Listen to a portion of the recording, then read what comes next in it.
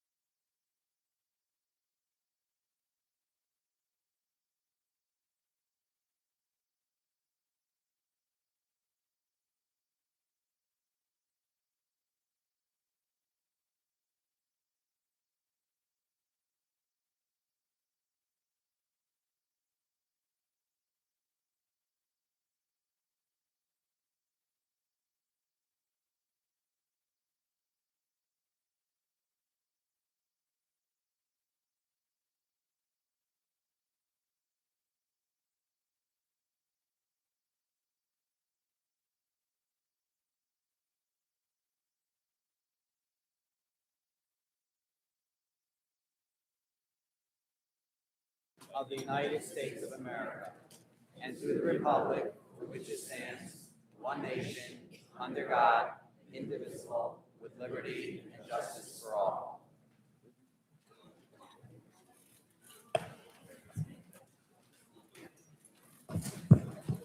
Good evening, and welcome to the July 28, 2026 regular meeting of the Jackson Township Council. Pursuant to the provisions of the New Jersey's Open Publics Meeting Act, adequate notice of this meeting was properly provided by transmitting a notice of the meeting on January 9th for publication. Notice of this meeting of the Township Council is posted in the corridor of the municipal building, on the Township website, and in the office of the municipal clerk. We will begin with a roll call. Councilman Borelli? I think he's on his way. Councilman Bressi? Here. Councilman Pollock? Here. Council Vice President Palmieri? Present.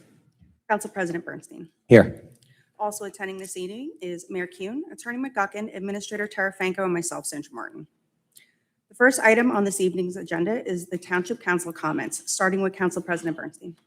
I just want to thank everyone for coming and looking forward to a great evening of conversation. Thank you. Council Vice President Palmieri. I'm going to reserve my comments and yield the floor back to you, Clerk. Councilman Bressi.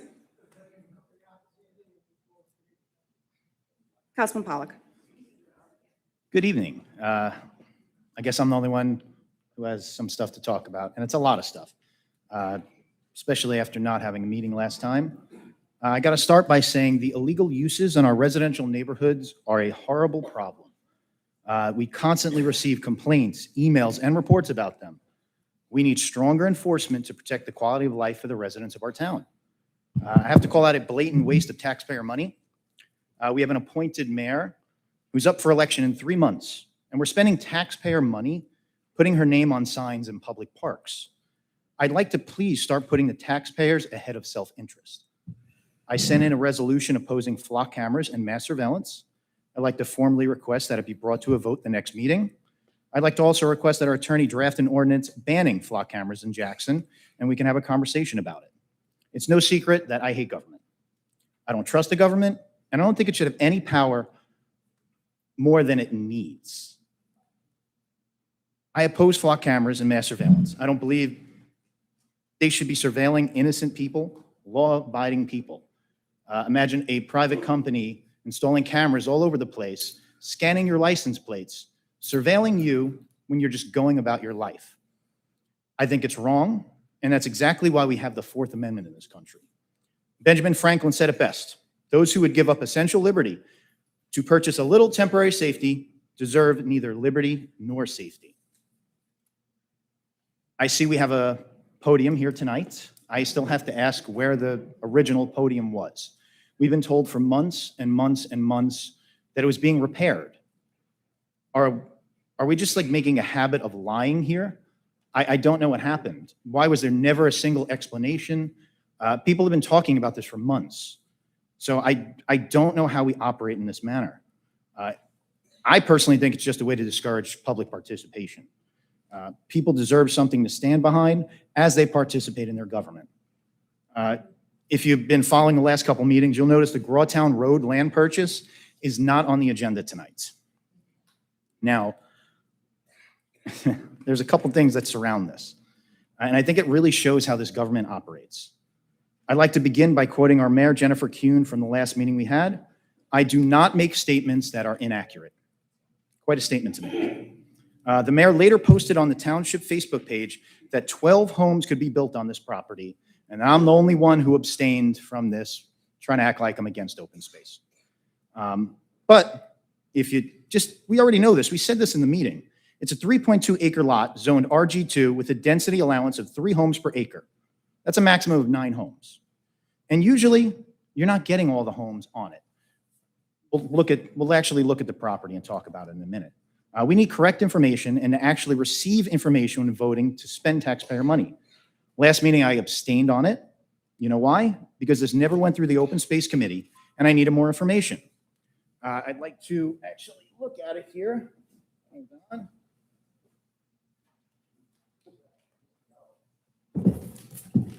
Just so everybody can see, this is the property we're looking at, 277 Grawtown Road. It's highlighted right here. If you look in the dark blue, you're going to see that that's wetlands. You have wetlands cutting right through the center of it, around the edges, and now you're going to see the lighter blue is a 300-foot buffer from the wetlands, which makes it a lot more difficult to build on. We're talking about spending $800,000 on this property. It's 3.2 acres. It has a home on it. And I'm believing that we're paying hundreds of thousands of dollars. Well, we wanted to spend I'm the only one who did not vote for it. Spend hundreds of thousands of dollars on a home just to knock it down and spend money to do that. I just don't understand the reasoning, the thought process. I'm all for open space. I'm all for purchasing land. That's why I had to make sure we had an open space committee meeting recently. And we're looking into lands we can purchase for open space. I really have to talk about what surrounded this being pulled off the agenda. What happened is, with every land we're going to purchase, there's an appraisal. And I asked for this appraisal. It was kind of difficult to get. There was a lot of little back and forth. And then I got, oh, you need to do this in executive session, which would mean before we actually voted on it for it to go through, I would get that information directly before this meeting, which means I'm not going to have time to review it. I'm not going to really be able to go through it well. So I believe that was intentional because they don't want me to have information. You're going to see that time and time again. I will have another instance in a little bit about it. I don't think you should be voting on land purchases for hundreds of thousands of dollars to millions of dollars without giving appraisals to the council members that have to cast the vote. So none of this made sense to me, but I'm going to move on from there. Oh no, wait, hold on. I almost forgot. What happened with it was I pushed for the appraisal, and then magically overnight the next day, what did we say? There was a legal issue with it, and we had to pull it from the agenda. Just very interesting. I just care about how we spend taxpayer money, and I think we should be getting the greatest value possible for every dollar. I don't know if it has something to do with who the surrounding property owners are and their connections to our politicians. I don't know, but I didn't really like it. We have to talk about when public comment was shut down in the last meeting we had. I'd like to put on the record that I did not vote to close public comment, and I did not vote to end the meeting. I'm vehemently against that decision. It was done very hastily, and at the end, I was going, what just happened? You only shut down speech when you can't answer questions, when you're trying to hide something, or when you're wrong. You could have stood, answered questions, you could have had a discussion, you could have even took a recess. Instead, you shut down the very people you're supposed to represent. You know, I've had the council president's friend come up here and accuse me of anti-Semitism and hate based on anonymous people on the internet. The planning board vice chair, who's a member of the Jackson GOP, come up here and call me Antifa and make accusations based on anonymous internet comments. You know what I did? I responded. I'm confident up here because I believe I have the truth on my side. Never been a politician before in my life, never been on any of this stuff. I'm just somebody who got upset, ran for office and won. I do this simply because I care about the town. I care about doing the right thing. I'm not always right, but I try to do what I believe is right. After that meeting, there was an email requesting police officers to be present in council meetings because they said it was turned into chaos. Now, you had one person going past their speaking limit. And this is somebody who really tries to do the right thing for this town. They stand up for the environment and they raise legitimate issues. They spoke past their time a little bit. Big deal. You don't need to start bringing police officers in here pretending that it's chaos, because it wasn't. All right? Now you're going to have police here for what? To threaten people, to make people scared to get up and speak. We've had people kicked out of meetings before that we have a lawsuit over. Are we thinking these things through? You know, you kind of be deaf, dumb, and blind not to know people are unhappy with the direction of the town. You don't make things better by shutting down public comment, intimidating residents, or threatening arrest. You have to ask yourself, why are people upset? That's the most important thing. See if you can address the issues. See if you can have the conversations. See if you can do something to make things better. I know it's not an easy job up here. You just have to be honest and have honest conversations. I believe that's the way things can start to get better. The culture of fear, intimidation, and control needs to end. Government doesn't belong to the people sitting up here. It belongs to everybody out there. Finally, we got to talk about the cancellation of the last meeting. I was very upset with that. It did not make any sense to me whatsoever. I personally believe it was canceled because you knew people were coming and you just scrambled to find some excuse to cancel it. That's my opinion. The excuse was that the doors we've been using for months weren't fire rated. But the very next day, the state said everything was fine. The administration made the decision to cancel that meeting. No fire official ordered it. I repeatedly asked for the state's letter explaining the shutdown. I never got it, but I got it anyway on my own. I would like to read part of that for everybody. Fire official Roush also clarified that he never instructed the town that they could not hold their meeting, nor were any violations issued. He simply advised that he would consult his state representative to determine whether the meeting room required fire-rated doors. I'll post the full letter online for everybody to see. You know, the people of Jackson don't want government that hides information, shuts down meetings, limits public comments, or tells them to sit down and be quiet. They simply want honesty, and they want a government that remembers who they work for. Thank you, everybody, for coming tonight. We've got a great day. Thank you.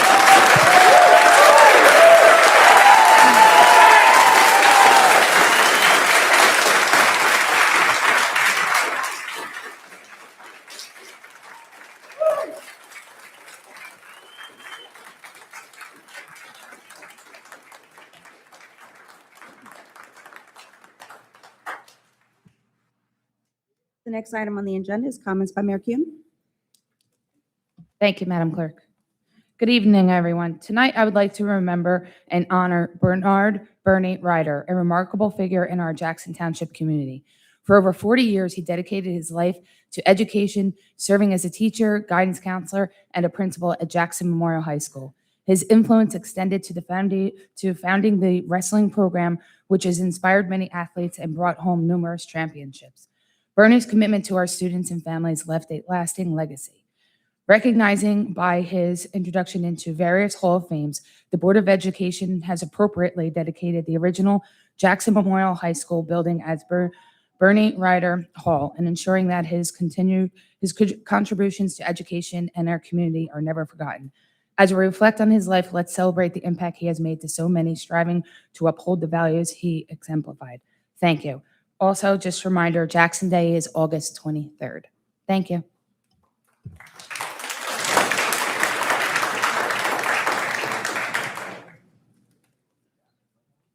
The next item for tonight's meeting is an update from the Department of Public Works. Council President Bernstein. Thank you, Madam Clerk. DPW operations continue to remain on track in ensuring that residents receive reliable services throughout the town. Over the past several weeks, the town has experienced extremely heavy rainfall and storms, resulting in localized flooding and downed trees. During periods of heavy rain and flash flooding, storm drains can quickly become clogged with leaves, debris, and trash. Residents are encouraged to be mindful of the weather when placing trash receptacles at the curb. Please ensure that containers have secure lids to help prevent loose trash from blowing or washing into storm drains. Keeping storm drains clear helps reduce flooding and allows stormwater to drain more effectively. Thank you for your continued cooperation and support as we work to keep our community clean, safe, and operating efficiently. The next item on the agenda is the first reading and introduction of ordinance 2026-24, repealing and replacing Jackson Township Code, Chapter 388, entitled Towers and Wreckers.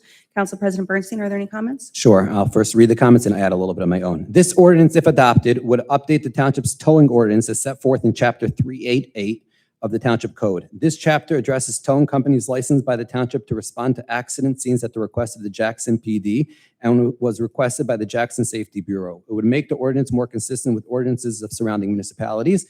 And I just want to add to that is I was a little bit confused. It's a very long ordinance. So I had the opportunity of speaking to Chief Nelson today, and she explained it to me that we are having a situation where sometimes cars are towed and people will give their credit card number over the phone, and then they cancel it after, or they say it wasn't their credit card, and we're having a lot of fraud. So this would require them to be doing it in person, and additionally would allow for the option of putting on an additional fee if necessary. That's it. May I have a motion to approve ordinance 2026-24 on first reading and introduction, to authorize the notice of the public hearing? Motion? Second. Councilman Bradley? Yes. Councilman Brassey? Yes. Councilman Pollock? Yes. Council Vice President Palmieri? Yes. Council President Bernstein? Yes. Motion carries. The next item of business is the authorization for payment of bills and claims submitted for the period of July 14th through July 28, 2026. The following abstentions apply to July 14th's bills list. Council Vice President Palmieri, V0141791. Councilman Borelli, AET01, EYE01, NJC11, NJD04, NJS25, and STA76. The following abstentions apply to the July 28th, 2026 bills list. Council Vice President Palmieri, V0141791. Councilman Borelli, AET01, DEL01, EYE01, NJC11, NJD04, NJS25, STA76, and TRE34. Council President Bernstein, are there any comments? No, Madam Clerk. May I have a motion? 1 second. Councilman Bresci has something. I have one abstention. E26500602.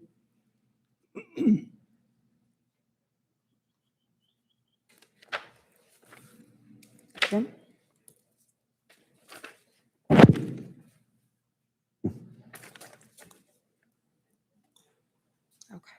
May I have a motion to approve the bills and claims? Motion? Second. Councilman Bradley? Yes to the rest on there, and excluding the ones you had mentioned that I'm abstaining on. Thank you. Councilman Brassey? Yes to all except for the one abstained on. Councilman Pollock? Yes, I'd like to include P2650751. Yes to the rest.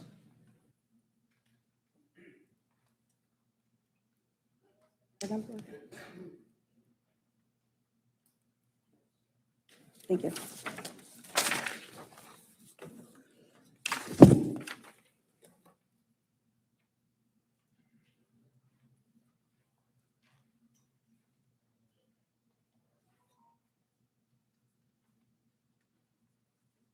Thank you. Council Vice President Palmieri? Other than the abstention you provided, yes. Council President Bernstein? Yes. Motion carries.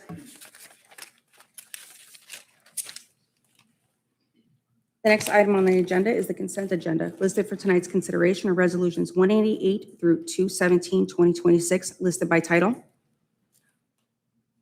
Council President Bernstein, are there any comments? Does anyone from council or anyone from the public, will just explain the process if it's the first time you hear it. This is not public comment yet, but if anyone has one that they want the council to vote on separately and have a separate council conversation, just raise your hand and then yes? R213, Madam Clerk, if you could write down R213.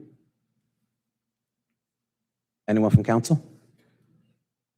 Oh, Jim? I'm sorry? R217, perfect. So Madam Clerk, if we could pull those, and we'll vote on those separately and everything else will be consent agenda. May I have a motion to authorize the balance of the consent agenda, removing 213 and 217, which will be voted on subsequently separately? Motion? Second. Councilman Borelli? Yes. Councilman Rossi? Abstaining on 192, 226, and voting no on 199, 226.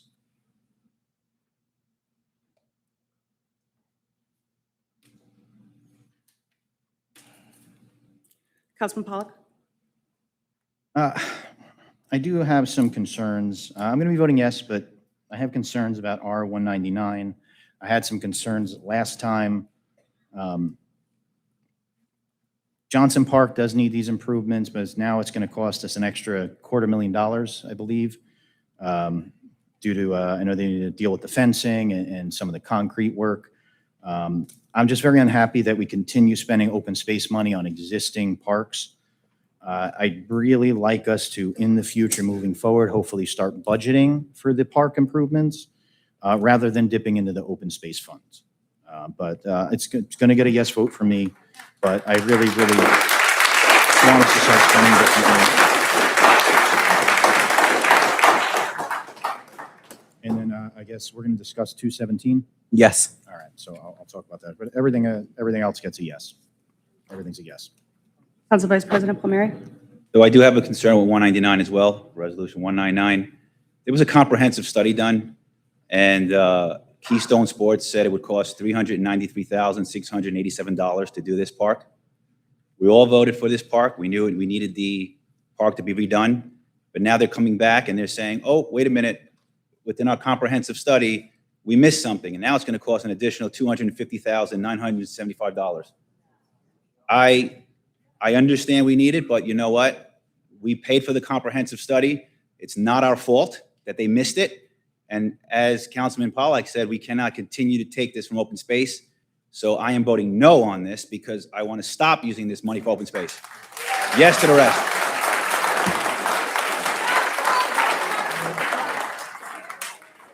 Yes to the rest, Clerk.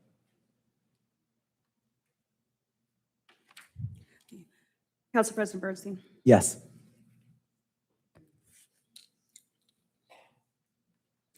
May I have a motion to authorize resolution?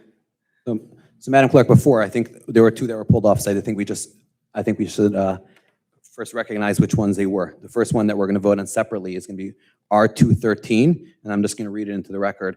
Authorizing the execution of a treatment works approval application for Jackson Park South and the Jackson Township Municipal Utilities Authority for sanitary sewer treatment works application, which is called a TWA. And then I'm going to ask, I'm just going to, hold on, I'm going to find my paperwork for a second on that.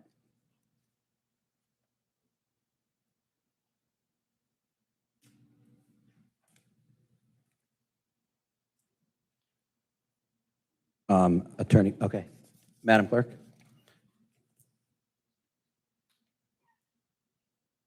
I'll just explain this. This resolution came from our engineer, which is to provide a TWA and legal counsel. Could you just explain a little bit what that means? Sure. The developer of Jackson Park South is proceeding with their project. They are planning to have approximately 105 units available for occupation in the near future.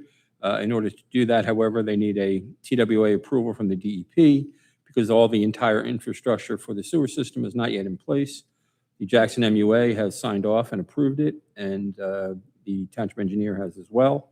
And the township has certain obligations under the court settlement with respect to this project and with respect to the affordable housing obligations of the township underneath it. This is not an unusual application in any stretch, and it's to allow, the township is one of the parties that has to sign off on it, but realistically, it's the MUA's system, and they have already signed off on it. Thank you. So, Madam Clerk? May I have a motion to authorize Resolution 213, 2026? Motion. Second. Councilman Borelli? Yes. Councilman Bressi? Abstain. Councilman Pollock? Yes. Council Vice President Palmieri? If the MUA already signed off on it, this is just we just have to vote on this. This is for more affordable housing? Jackson Park was an affordable housing project from, I think it was a court settlement after the planning board voted no. Mr. Bressi would know about that, yes. So we have really no say on the matter. They're So going to force this down our throat anyway.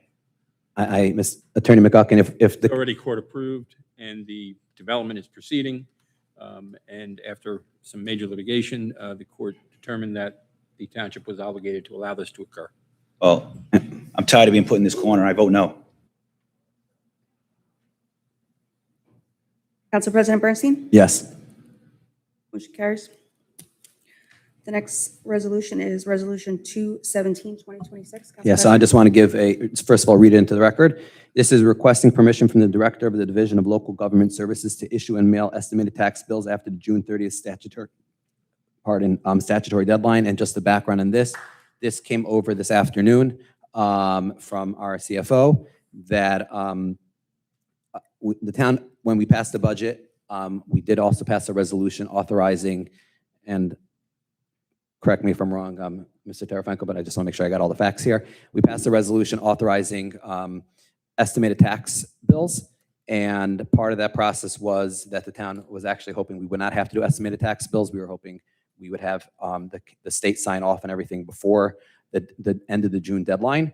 Unfortunately, the state has not gotten back to us yet. There's been a little bit of back and forth with the state, and that's what the CFO told me.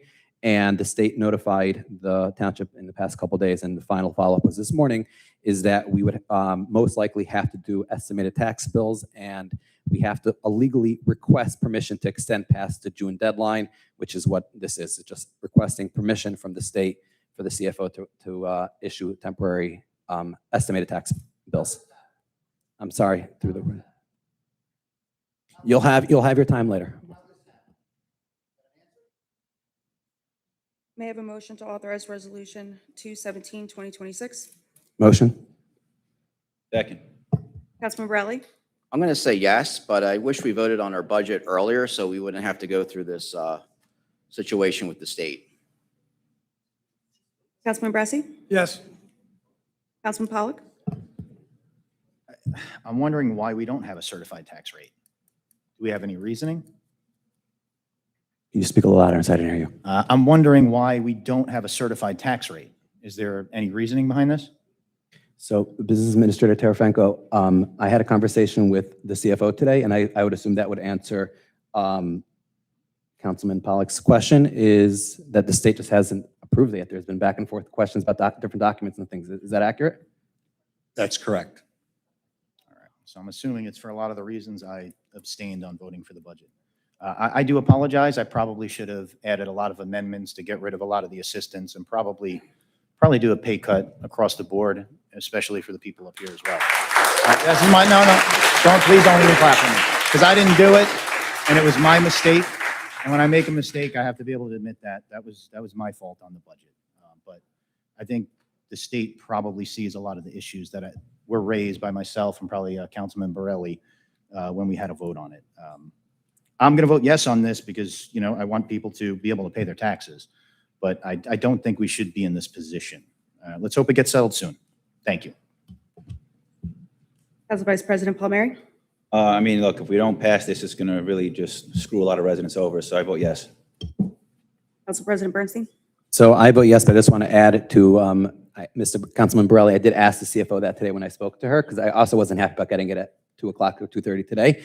And she told me that there's been back and forth, been some staffing changes within the state. She's been getting different answers, but she said there are a lot of other towns are in this. Again, I know some people don't like hearing other towns, but she told me this had nothing to do with when we gave in the budget. But again, I vote yes, and hopefully we'll be able to avoid this going forward. Motion carries. Council President Bernstein, is there any additional comments? Yes, before we get to public comment, first of all, I just want to thank everyone for coming. We want to make sure that everyone has an opportunity to speak. Everyone is free, and I'm going to turn the floor over to Attorney McGuckin just to elaborate. Everyone is free to use their entire 5 minutes, and I will be taking notes. After everyone is done speaking, we are going to answer. I'm not going to get into back and forth. I don't want to interrupt anyone. I don't want anyone to feel that I'm interrupting them, and we're going to give everyone their full 5 minutes for their comments. If you have any questions, we will write them down, and then I will turn to my colleagues here in council. This is the way the Board of Ed has run their meetings, and I've been reached out by a lot of people after what happened by the last meeting. This was a suggestion that I felt would be appropriate to try out. Legal counsel, anything you just want to add? I think it's an appropriate idea based on what happened at the last meeting, and public has every right to make any comments they wish about any subject, and they should have that right and opportunity to do so. Perfect, thank you.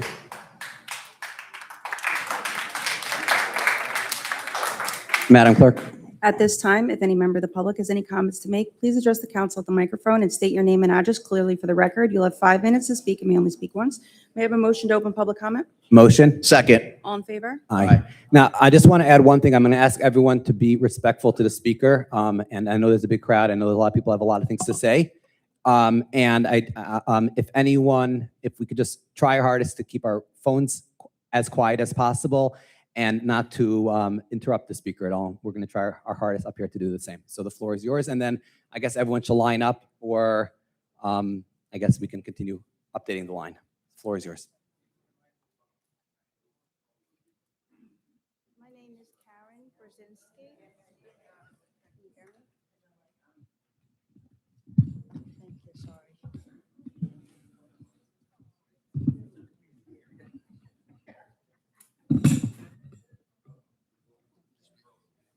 My name is Karen Brzezinski. My husband, Michael.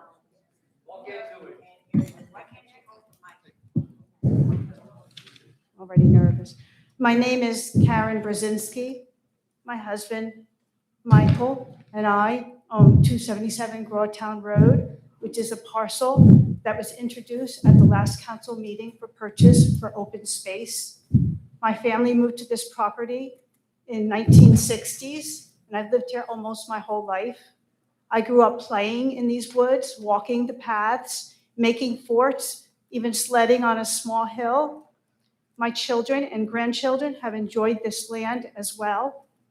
Grawtown Road is one of the most beautiful roads in Jackson, but sadly it's approved for the development of over 900 homes. Of important note is that our property is attached to 34 landlocked acres that are owned by the township. We came across information about the open space program and thought that our parcel would be perfect for this program and would also provide access to these 34 acres. We began pursuing it last November and received a call from the township in April expressing an interest in our land for open space. An appraisal was paid for by the township and finalized in mid to late May. Eventually, we were offered and agreed upon the selling price of our land. We were advised in writing that once approved by a vote by the councilmen, then the closure would be no later than July 15th.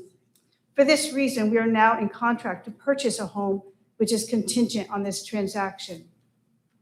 We have seen much criticism on social media about the open space, how the open space money is being spent. We feel that our property meets the definition of open space, especially when you consider that it gives access to 34 landlocked acres that the township already owns.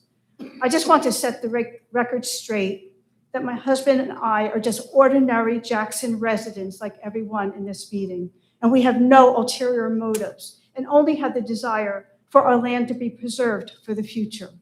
Thank you for your time. Thank you. Thank you.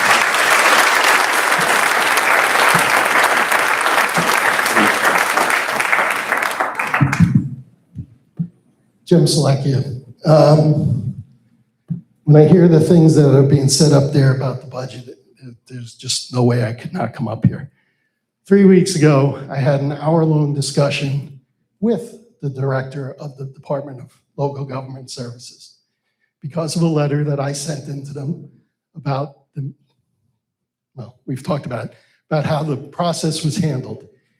While he agreed with me, he also explained why his hands were tied. But the one thing he did tell me, and I hear there's things going back and forth. Well, I can tell you, I was told there's significant issues with the Jackson Township budget. So when I hear there's back and forth, there's a lot more to it, I think. I don't have specifics, but it was pretty clear that the state is not happy with our budget. So, Mr. Borelli, I'm not sure if you had passed it 2 months earlier, if we'd still not be in the same boat. Because the state just appears to not want to have some issues with it. I look forward to if they make possible recommendations. So I would love to. Because I have concerns with the budget as well, as you know. We did our due diligence up here regarding it. Like I said, I don't have specifics, but it was made very clear to me there are significant I understand. issues. Second item, can anybody on this dais tell me what Chapter 3, Articles 12 and 13 are for in our ordinance code? I'll take that as a no. They are our statutory boards and commissions and our advisory boards, committees, and commissions. We need to look at that. Why do I say that? On some of the or at least one statutory board, the membership does not meet the way the ordinance reads. Figure it out. I'm not going to help you. The advisory boards, letter N clearly defines what the Open Space Committee is responsible for. And the two things that I see we are not following is one is required meetings monthly, and also under the duties and responsibilities, if you look at what they're responsible for, the purchase of the previous land that was discussed did not follow that category. And finally, well, it may not, yeah, I guess it'll be finally. Last November, the mayor put out a request for residents to join boards. She put out a new board, as we all know, the Citizens Budget Advisory Committee, which never got off the ground. It never took place. So now I'm going to stand here tonight and ask that the Township Council adopt an amendment to Chapter 3, Section 13 to create the Citizens Budget Advisory Committee. And the reason why, here's 5 reasons. It's going to provide greater transparency. It's going to have more resident involvement. Yes, we only had 3, but I think we can round up a few more for next year. I think we can get it to where there's clearer communication about how tax dollars are used.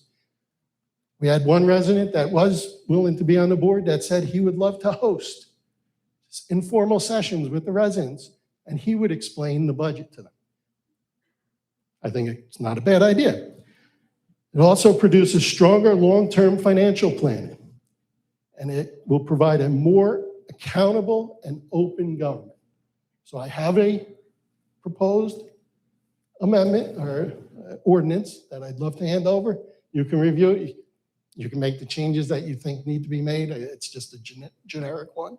But I think it's something that needs to be done. As we saw from the last year, it just never took off. And we have I'm going to say it, there's a mess with the budget. We're 4 days away from when our taxes are due, and we're not getting there because the state hasn't approved this budget, or not even approve it. They're just approving the levy number. So, which is kind of interesting because Jackson did a self-evaluation of their budget this year, and they were supposed to make sure that there's 10 requirements fulfilled. I don't know if you guys actually looked at those 10 requirements that the CFO said were accurate. Because remember, your CFO is the one that said that the user-friendly budget was only due Jim, next. at the adoption, and I proved that wrong. Okay, thank you.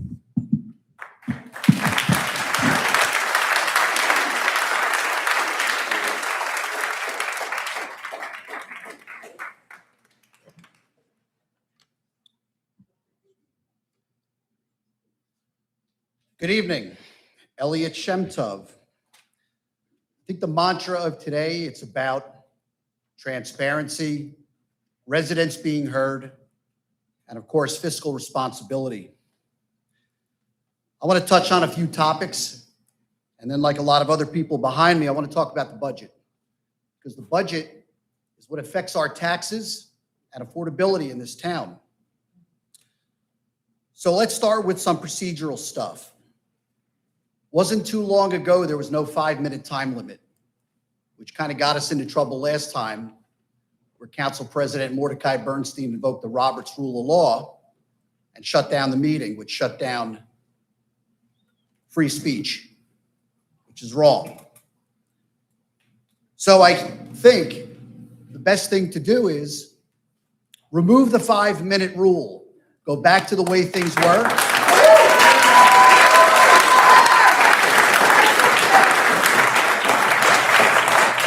Let the people have their voice back, Ms. Kuhn, because you are the one who invoked the 5-minute rule.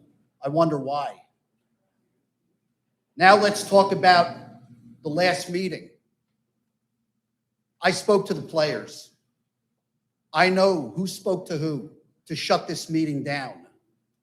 It was a clear ploy to get other officials in this town to cancel the meeting because it was advertised.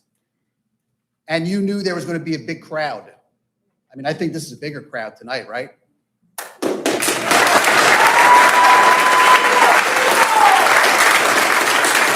And I have news for you. This is only the beginning. Between now and November, where these crowds are going to get larger and larger and larger, because the days of not having visibility to the town and being transparent, those days are over. The gig is up. Everybody in town knows that.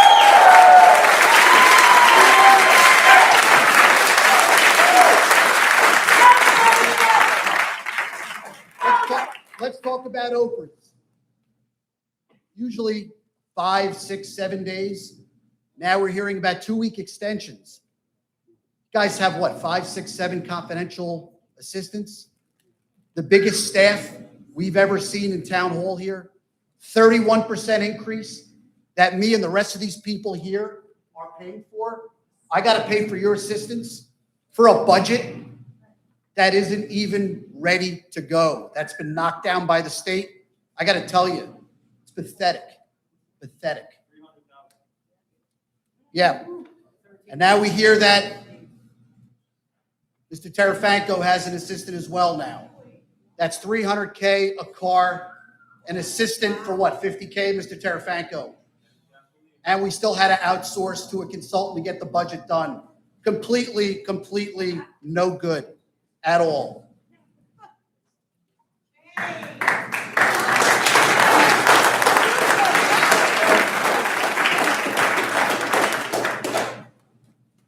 So interestingly enough, the appointed mayor sitting to my left, Ms. Jennifer Kuhn, she touted a perfect attendance record. I'm always here. I never miss a meeting. Yet interestingly enough, Ms. Kuhn, the last two budget meetings, which has your name on it, you weren't here. Quite frankly, I'm shocked you're even here now. You're a disappointment in this town as a mayor. You should be ashamed.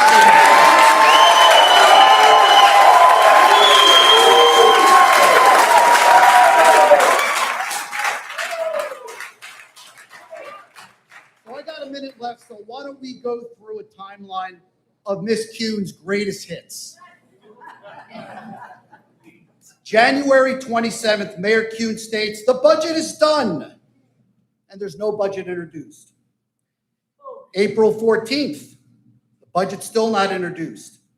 Council's forced to approve $15,844,500 in emergency temporary appropriations just to keep salaries and bills going. May 2026, tentative budget finally unveiled, 4 months after you said it was complete. May 13th, public hearing on cap ordinance. June 9th, contentious budget hearing. You're absent to your budget. And then late June, we adopt the budget with $3.8 million over previous year, which brings us to now a state that knocked down your budget. And all I hear from Councilman Bernstein is a bunch of uhs and no answers on our budget. Thank you. But that's fine, because I'll tell you what. Your time is up. Next. I knew you were going to say your time. That's your favorite phrase. But because you like me so much, you'll give me another 20 Nope. seconds, right? Nope. We have a long line of people who are You're waiting. not going to invoke the Robert's Rule of Law, are you? You know what? I love this town and I love its residents, so I'm going to stand aside so they can speak and they can tell you what they think is. Sure. Thank you.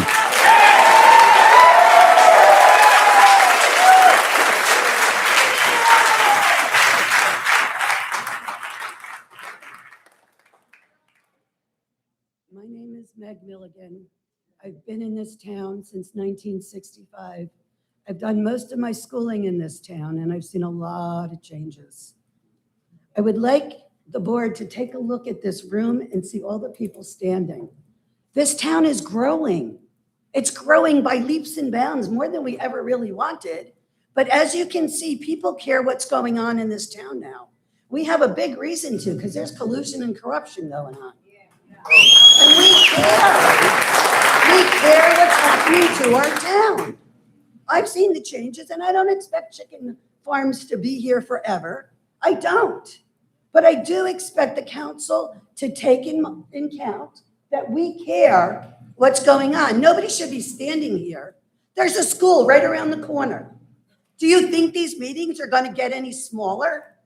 We want change in this town, and we're tired.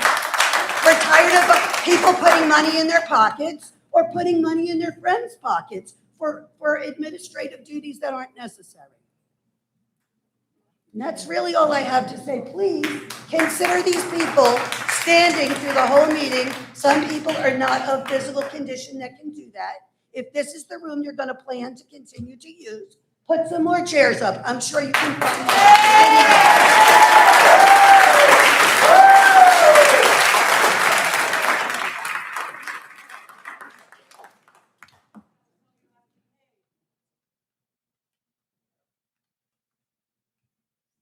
Eleanor Haddam, Jackson, New Jersey.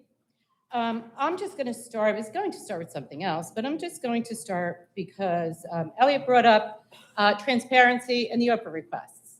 I'm a victim of Ms. Martin's and Ms. Kuhn and Morty Bernstein's attempt to deny my Oprah request. I'll use two examples.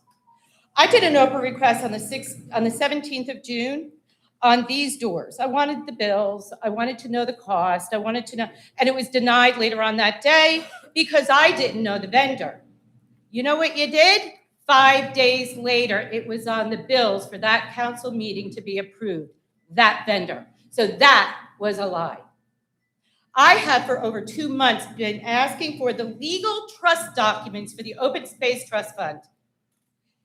I had been manipulated, therefore, you are lying to the people in this town. The Open Space Trust Fund is our money. We decided to.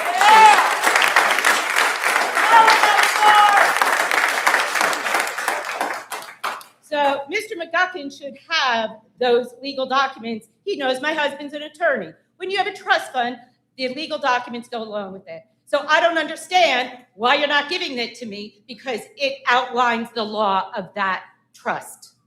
So here is the other part I would like to talk to. I drive around town, I pick up my granddaughters, and I have reported in the past month 11 illegal daycares, we'll call them, or camps operating around town.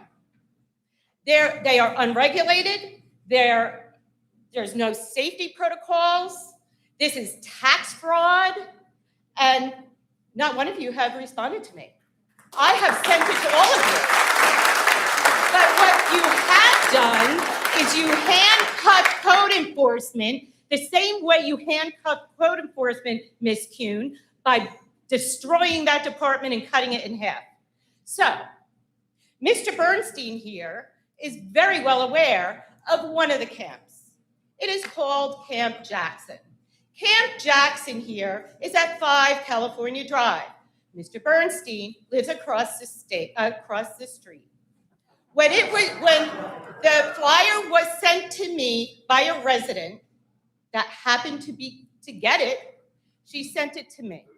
I don't do anything without verifying it myself and sitting there myself. So what do? I go and I sit there. And I sit in front of Mr. Bernstein's house. I didn't realize it was his house until I pulled up. I was like, oh my gosh. Well, so I sit there at exactly, and those who have the flyer will note the drop-off times of 9:25. And I start recording to get the parade of vans. But what do I see?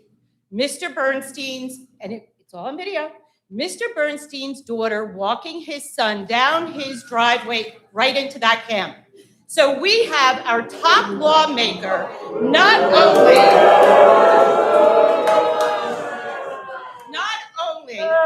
protecting illegal use, facilitating illegal use, and this, what's happening, is a complete equal protection argument. You are the top lawmaker and you are breaking our law.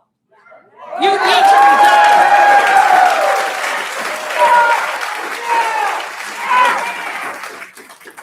resign. You should resign. So that is one illegal thing that you are participating in. And yes, your neighbor, when I went 2 weeks later, and I know he sent you the video because I know you were yelling around town hall, oh, Eleanor's harassing kids. No, your neighbor was videoing my grandkids in my car. That's what happened. And then today, I decide to go up California Drive again. And what do I see? I guess, it's like whack-a-mole. So, it was moved to another facility because there you go. There is no expectation to privacy in the open realm. The other part that is very, very, in my opinion, extremely unethical is your confidential assistant that we are paying $50,000 for to stay at home, to work from home, who is also a trustee and an employee of your school, and have those documents too.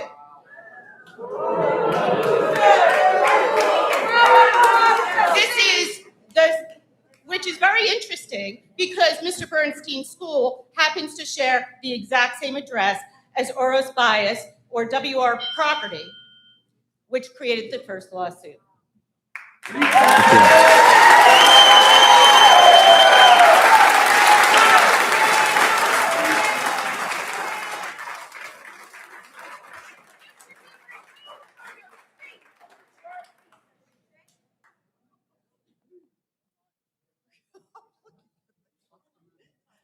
My name is Christina Quattrano. I live in 60 acres. Oh, I'm sorry. You want me to take this? All right. Hi. My name is Christina Quattrano. I've lived in Jackson now 24 years. There are so many things to address. I think I'm going to have to come back to a lot of council meetings to tell you all the things. God's honest truth, really. I'm not kidding. But the main thing I wanted to bring up was overdevelopment and what is known as the Kirkwood-Cohanacy Aquifer. Aquifer, I think that's how you say it. Basically, in a nutshell, anyone can print this stuff out, all right? Jackson, New Jersey relies entirely on both shallow, Cohanacy, and deep aquifers within the Kirkwood-Cohanacy system. Primary threats to this critical water source includes the overpumping of unchecked development, okay, data centers, synthetic chemicals that could get into the water, migrating through groundwater that has been forced through well testing, shutdowns in Ocean County. The overdevelopment reads, high density development along with massive water demands from proposed data centers threaten to overdraw the aquifer faster than nature can recharge it. Paving over open land presents the natural water filtration and runoff absorption. So the more your planning board approves all this overdevelopment, the more danger you're bringing to our water. I already heard about an event that happened with people in Jackson wanted to start a development, and they went to Manchester and asked for some of their water. And Manchester said no, you know. So here's the point. I know my time's gonna run out, okay? This is the point. All the time I've been living here, no one has touched Jackson because I think some real smart people recognized that in order to protect the water, you can't be overdeveloping. Simple. This is the God's Hashem's honest truth, okay? This comes back to, I looked it up. How long has this Kirkwood-Cohanacy system been around? Most people who do not believe in the Bible said millions of years it's been here. So it's not exactly gonna go away, you know. Now, I'm gonna remind you, I told you about in my doctor's office in Lakewood, a Hasidic woman walked in frantic one day. She just moved into a development here in Jackson that was built. Now, of course, all your construction people approved everything, said everything is safe. This woman was beside herself. She said it was in the area of $30,000 damages because the cellar, literally the foundation of the house was caving in. All right? Now, when she was carrying on, I went right up to this woman and I said, I live in Jackson. And all this overdevelopment shouldn't even be happening, you know? I told her that, you know? We have to look at what we're doing, because if you destroy the water, then no one's coming to our rescue. You know, everybody is gonna have to move out and get out of Jackson, and it will be uninhabitable. So if this is what you're going to do to this town, think of it again, please.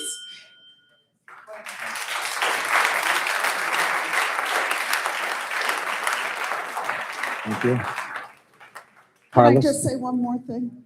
If you would like me to come and speak to all the people who want to develop here in this town, I'll gladly come. I am very friendly, Mr. Bernstein, okay, Mr. Bernstein. And I'll explain it all to them, you know, because this is protecting not only us who's lived here a long time, it's protecting the people who want to move Sure. here. Fine. It protects everybody. So it's best to do what's right for the town. And there's so many other Thank things you. I'd love to bring up.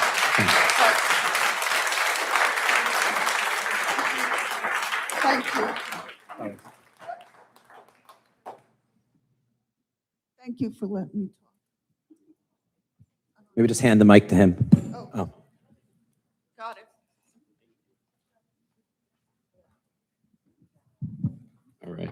Carlos Martins, Jackson. I'm on the zoning board, but I'm here as a resident. I will not speak about any specific application. My comments are all about general stuff so that I don't get into trouble. One thing that just crossed my mind, at one time I had recommended that maybe we designate 2 or 3 chairs up here as for mobility challenged people. Just a sign, that's all it requires. I see that it hasn't been done, it's been a while, but I think people would appreciate that. Okay, back to my agenda. So the theme is, I don't get enough credit for the things I don't say, okay? And it's written on my shirt in case you forget. So question number 1, can you give us, at the end, can you give us a status of where we are with Doge, what I call Doge, D-O-J-E, any findings? I think we hired some consultants even to do some work. So I'd like an update on that. On the budget, yeah, my favorite. So I am disappointed. I was up here once and I asked for all of you to approve the budget so that it gets in, so we get all this bureaucracy out of the way, even though we don't like it. None of us like it. And there are issues there. As part of that committee, the budget committee, there are a lot of questions that I still had, but we wanted to get the bureaucracy out of the way. I guess we didn't get it fast enough because we wanted to avoid exactly this, and that's unfortunate. Okay, but don't lose focus of how we're going to replenish the surplus. Roughly $7 million, okay? And that leads me to my next thing. So one of the ways we were going to replenish it was with we're looking for $3 million from FEMA or the state for the snow. Last thing I heard, Trump said no to New Jersey. So one of the questions is, how does that impact our ability to get that $3 million from the state? You might not have an answer because you have to check with the state, but I'd like to know that. And more importantly, when are we going to hear from the state? You have an estimated time of when we're going to hear the answer. Okay. Oh, and then, so when are we going to have the July 14th council meeting? In my opinion, right, or at least in the corporate world, you don't cancel important meetings like that. You reschedule them if you have to. You never cancel. It just, in the corporate world, that wouldn't work. You'd be fired. So I feel, and I know it's not legal, so this is what I think you should do. I feel you owe us a meeting. You owe us a July 14th council meeting. If for no other part than just a public comment section at the end. You can do that, right? You can actually separate those things. So something to consider. Okay. Oh, the podium. So is this one? Is this the new one, or is that coming back? Key question is simply just tell me: is it coming back or is it gone forever? Question 1. 2 is if it comes back, I would like to see some kind of speaker, not the microphone, but a speaker for the hearing impaired. We have a lot of, and I'm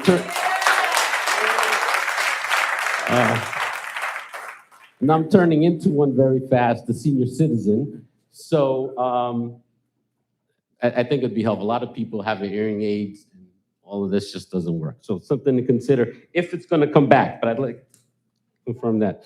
Okay, a minute, good. So the other thing that comes up, and I know these things are minor, but they're a trend, right? They're a trend, and you add them all up, and there's a theme that comes out to the audience. The clock, right? So I understand the clock outside was damaged during a historical snowstorm, right? I also understand that that clock wasn't working even before it got damaged, right? So my proposition is, don't worry about making it perfect, right?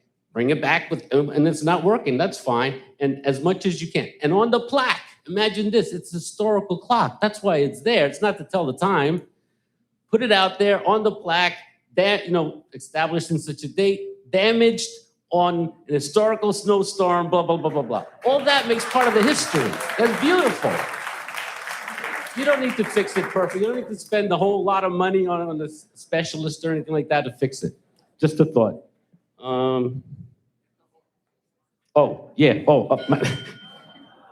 My last comment Now, was, didn't anybody keep it watch going. Back to the Future where the clock wasn't working? All right. Thank you.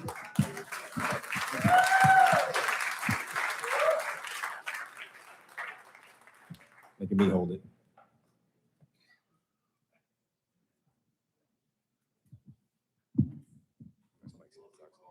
Good evening, everyone. My name is Joe Bazonos. I'm actually your neighbor from Howell. I have a community advocate group, so I'd like to talk a little bit about that. As a neighbor, I'm watching Jackson and its leadership closely. Though each town has its own unique problems, there is overlap where the environment and overdevelopment are concerned. I'm here tonight to provide examples of how Howell is handling similar issues that Jackson may be facing. Howell Council, with the push from its residents, recently introduced an ordinance prohibiting data centers in all zoning districts. As I've stated to my council, As I've stated to my council, these facilities place a heavy burden on public resources, and the long-term consequences to our land and public health are still unknown. Passing a similar ordinance here will not only help preserve the natural beauty of Jackson, but show its residents that the council cares about the longevity of their town. With the exception of Mr. Pollack, I haven't heard any opinions on this from Jackson leadership. If any of you are opposed to prohibiting data centers, I'm very anxious to hear why. Residents in Howell have also been vocal about rental properties that are not following the rules. Fortunately, at our last meeting,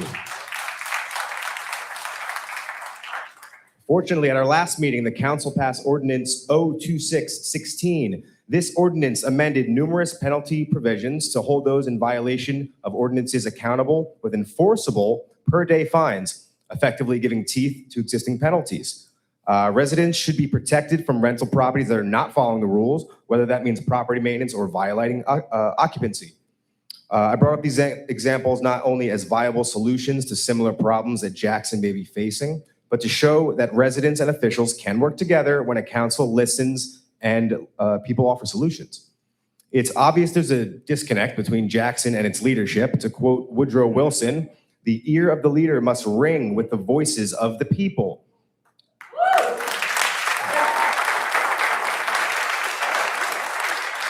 As public servants, it's your job to mediate and find compromises that benefit all of your residents fairly and without bias. Yep. A leader who isn't willing to listen to their people and put self-interest over the greater good does not belong in a position of leadership.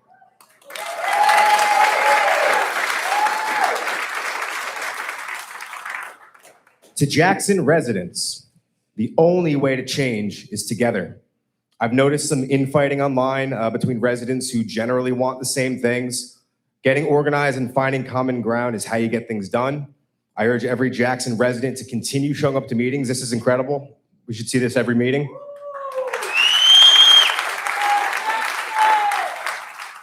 Bottom line, everyone needs to remember that elected officials work for the people, not the other way around. And it's our job to vocalize what we want. As neighbors, I hope we can all come together and make some good decisions. We live in one state and one country under God, and let's keep it beautiful. Thank you.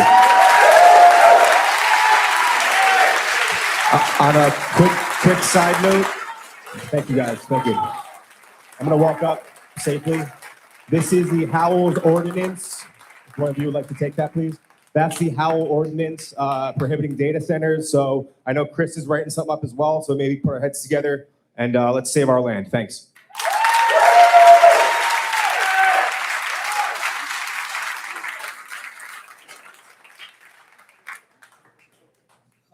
Good evening, council members and administration.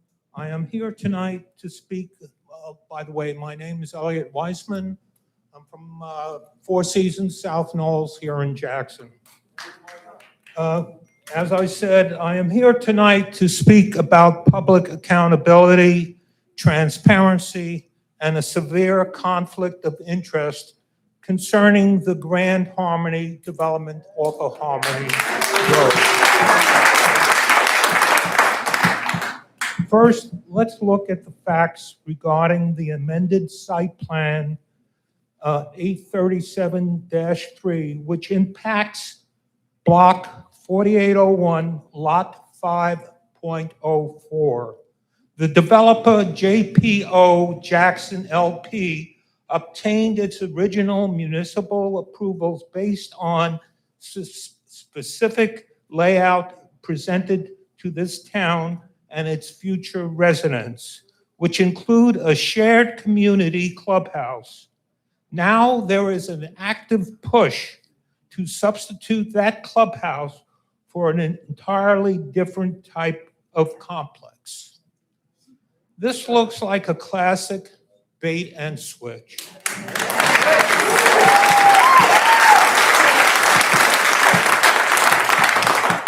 That ignores the neighborhood's original zoning expectations. Further, serious Fair Housing Act concerns have been raised regarding how these units are being marketed. Housing must be open and accessible, free from demographic steering or layout manipulations designed to favor one specific group over the general public.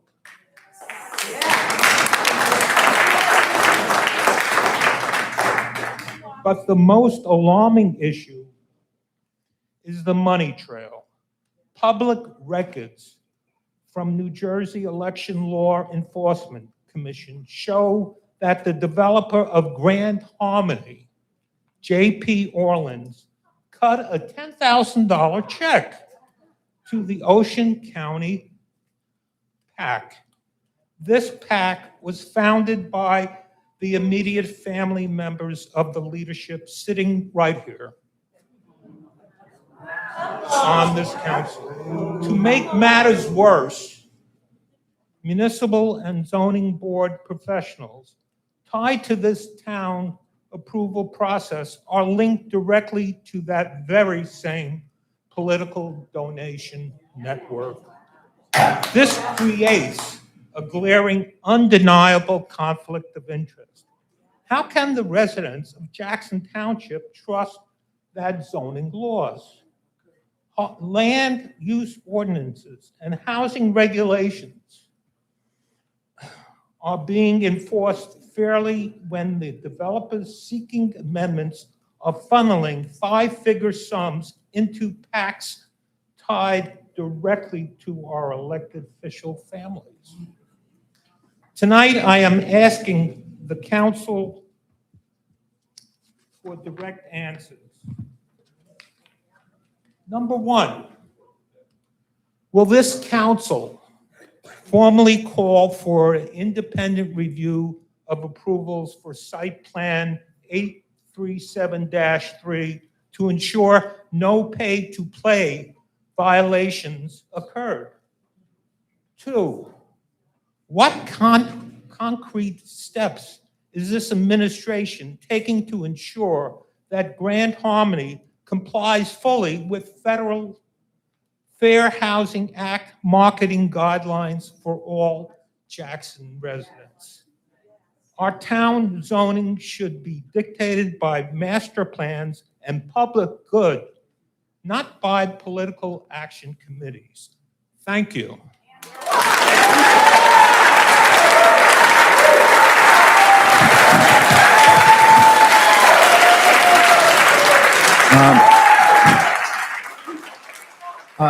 Hold on, sir. I've been not responding because I really am enjoying everybody speaking, but sir, I couldn't have said it better myself. These are some issues that I brought up over the past year or so. People just want fairness. People want equal application of the law. And when money's involved, you don't know what's going on anymore. You don't know, is somebody getting special treatment? Somebody's not donating $10,000, $20,000. Some people aren't donating that money just because they support you. They want something from you. And nobody is stupid anymore. Everybody knows how politics work. I came in, I got voted because of this stuff, because I'm the guy who says no. I will never, ever take that money. Never from a developer, never from an attorney, never from anybody who wants a contract from this town. That's the type of stuff that people are upset about. And then listen, if you didn't take that money, guess what? And they were doing this, people couldn't question you, but you took the money. I personally believe you're doing things for them. And it needs to end. Pay to play needs to end. And the only way to end it is to be an example. You can say this is how business is done. What does that mean? This is how the system works. Screw the system. Thank you, sir. Well said.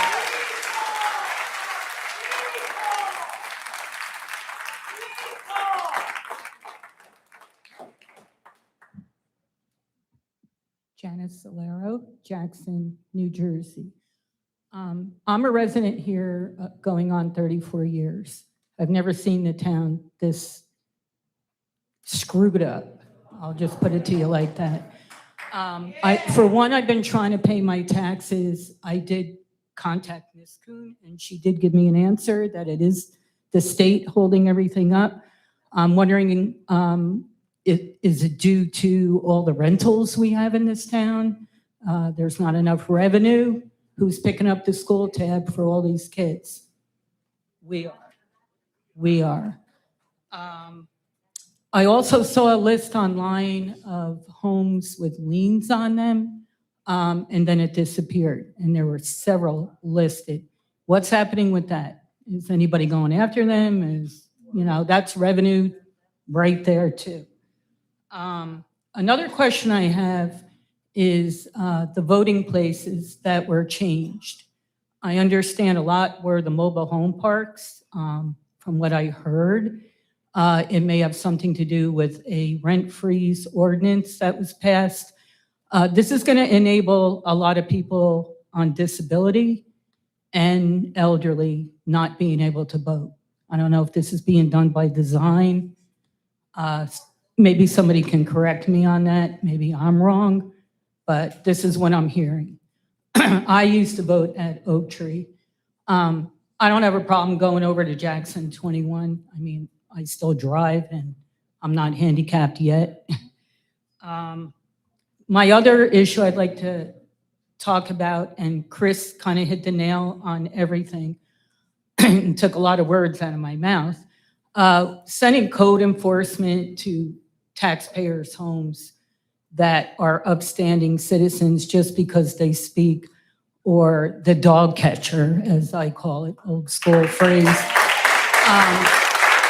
My grandmother lived during World War II over in Poland, and she experienced stuff like that with the brown shirts and all that nonsense. This is America. I mean, I'm not going to deal with communism. If you want to send somebody to my house, I'll give you my lawyer's number. He's up in Springfield Ave. It's absolutely ridiculous. Yeah, he's up north. Good friend of my dad's. And he's Jewish. Yeah, the nonsense needs to stop. And basically other topics. Glad we got a podium. I don't know what happened to the other one. I did hear it was tossed out. I haven't seen it in the trash, but a couple people told me they have. I also heard that pictures, some of our Jackson history has been taken away, pictures of veterans. I come from a long family of military, 1, 2, Nam, Kuwait. My brother just retired as an officer. Somebody you went to school with, my daughter's married to. 2 tours over in Afghanistan. Those pictures should be here. We should take care of our vets. And one last thing, to go back to code enforcement, I'm on the pages, I read the same houses every day in violation, And these people, the residents have to deal with this. I mean, think about it. What if I came to one of your homes and had 80 people, had a hoorah party, loud music, cars parked? I mean, maybe once in a blue moon, I'll have an event at my house. I mean, my kids are her age, so the christenings and all that stuff is gone. It's quiet. But people do have them. But there's a lot with the LLCs, and I'm hearing, residents' complaints. We call the police, they don't come. I don't know. My tax dollars are paying for a police force, and I do back the blue, so as well as military. So I don't know what's going on with that, but instead of harassing people that speak about the township and sending code enforcement, dog catchers and whatever, especially to a home where a person doesn't have a dog. I mean, that happened, and she's writing about it daily. It's insane, and it's childish. My kids did that in high school. They sent 20 pizzas to somebody's house once, stuff like that. My girls did that. That's high school crap. I mean, grow up. Thank you.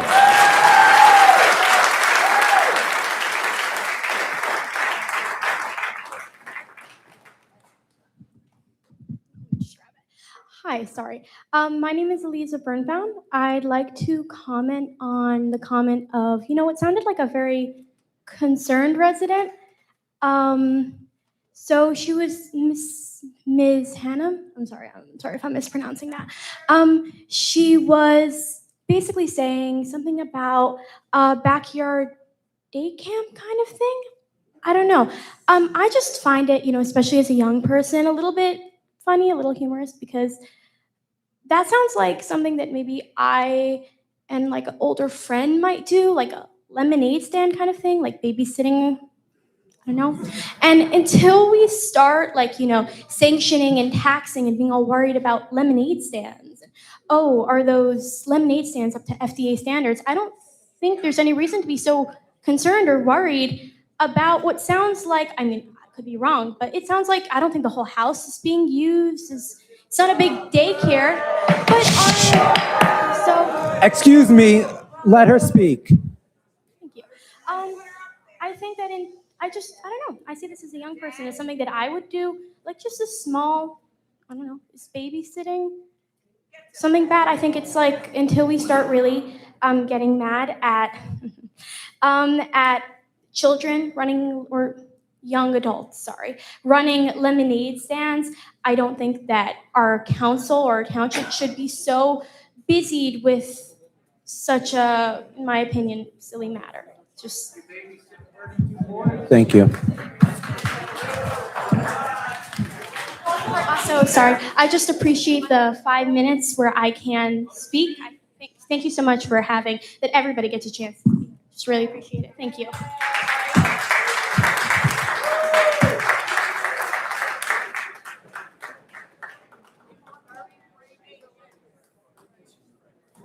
Good evening. My name is Madam, hold on one second. If everyone could please be quiet so we could hear. Go. Sorry, it's a lot of noise in the background. No problem. Good evening. My name is Michelle Shaberta.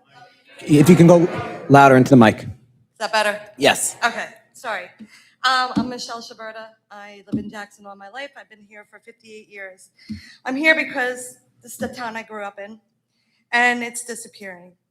And you all allow it to happen. Every month, another neighborhood is bulldozed. More oversized developments are approved that just don't fit in with the character of this community. Open space disappears, traffic's getting worse, infrastructure falls behind, and people who built the town are expected to accept what's happening and also questioning. What is happening isn't just development. It's the complete transformation of our town. Longtime residents are being subject to relentless blockbustering. Investors and real estate agents repeatedly contact homeowners, telling you to sell because you're next or everyone else is selling. Families who lived here for generations, including myself, are made to feel as though they no longer belong here. That's kind of sad. This is not how a healthy community functions. Residents also see rules being applied differently depending on who's involved. When zoning violations and overcrowding and parking problems and large gatherings continue without meaningful enforcement, people lose faith that the law applies equally to everyone. Equality cannot mean one standard for some people and another standard for everyone else. Religious freedom is one of our country's greatest protection, but religious freedom does not exempt anyone from zoning laws, occupancy limits, traffic regulations, municipality ordinance. The Constitution protects the right to worship. It does not require entire neighborhoods to sacrifice their quality of life or to change the character of their community.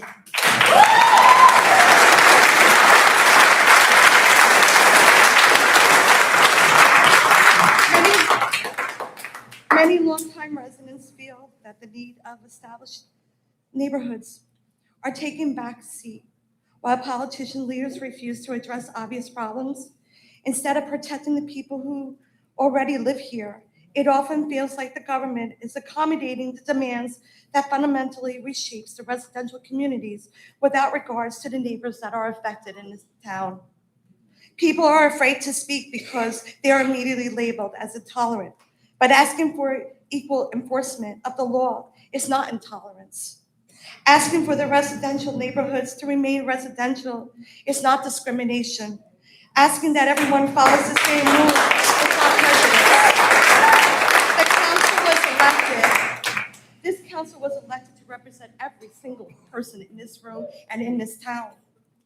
Not the loudest voices and not the most politically connected and not any single group. You're here to represent every single person, regardless of what we are and who we are. You swore to uphold the law of equality. Start doing it. Protect our neighborhoods. Enforce our zoning ordinance consistently. Stop avoiding developments that erase the identity of this town. And stop allowing the longtime residents to feel like strangers in their community that spent their lives here all their lives.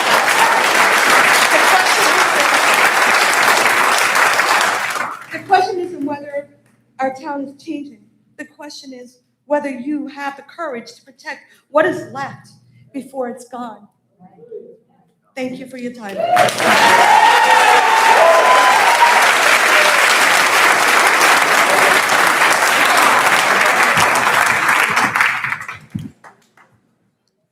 Lisa Zayag, Jackson. My question, first off, I just want to say to that little girl and everybody, I wish we had only such problems as lemonade stand. Okay. My question is, my house backs up to, you guys I'm sure are well aware, behind on Leesville Road, the farm that the land swap deal was. From what I understand, that deal fell through or something, and I'd like to know what the status of that is because my property backs up to those woods. And I need to know what I'm gonna be looking at here. And when, is there gonna be a meeting about it? Is there gonna be something? Because we fought really hard for that, and I feel like we really got played. I really do. Oh, we're gonna do this land swap, everything's great, only to find out that I guess it wasn't done properly or something. And it's like a slap in the face. So I would like to know what is going on with that. What am I facing? What's gonna be running through my backyard and that of my neighbors? It's a big issue. And it's gonna decide whether I stay or whether I go, really, because who wants a school in their backyard, right?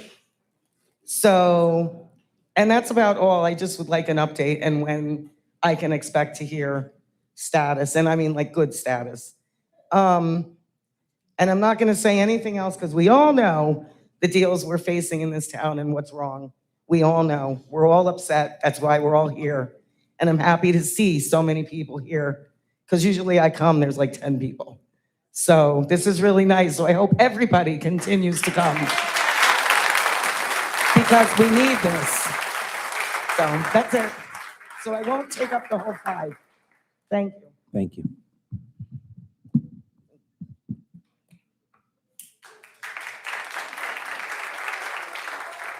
Do we have any information for her? I have the information. I wrote it down. Gonna get Yeah, I'm in gonna give her an touch with update, yeah. All right, thank you. Where's yours?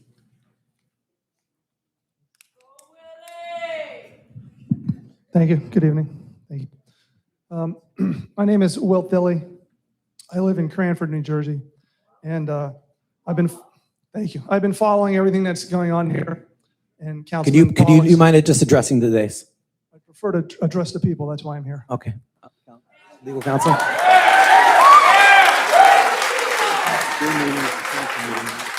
One second. Legal counsel? So almost all the same. Sir, you're going to have to address the council. That is a council meeting. You address the council. It's a public comment for the council. It's a public meeting. You can walk any way you want. He's addressing the council. we've been fighting all the same issues in Cranford that are happening here. And I've been following Councilman Pollock's feed and everything that's going on. And you won't be surprised, these issues are common among all New Jersey towns. So the reason I'm here is to, in general, to bring more attention to what's happening here so the whole state is aware. Because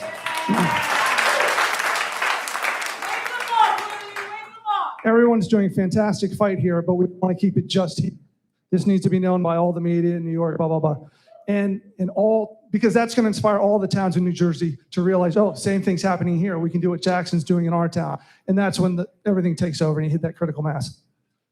So if we can make some noise. Oh, hey, hey, oh.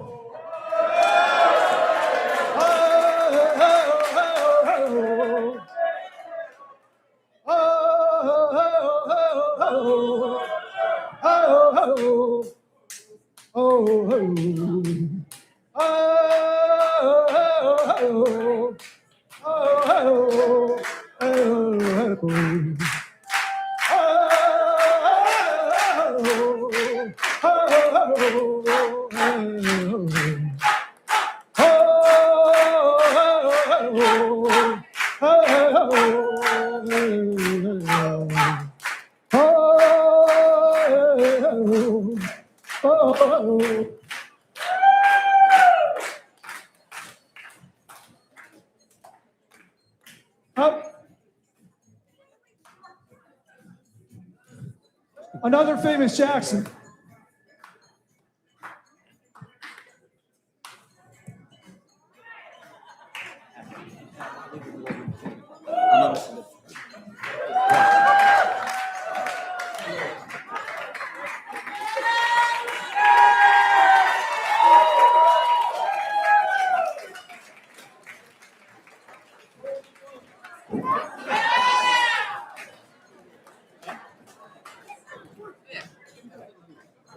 Thank you. Good evening. Thank you.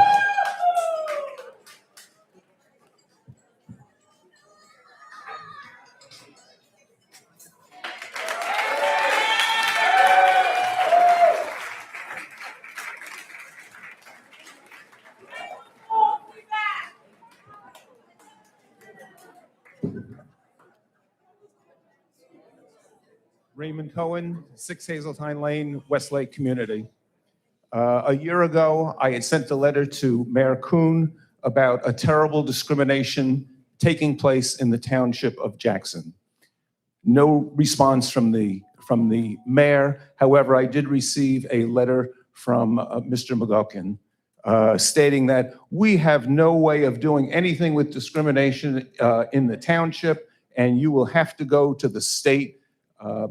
I'm not the only one. There's many, many people who have been discriminated from purchasing a unit in Grand Harmony.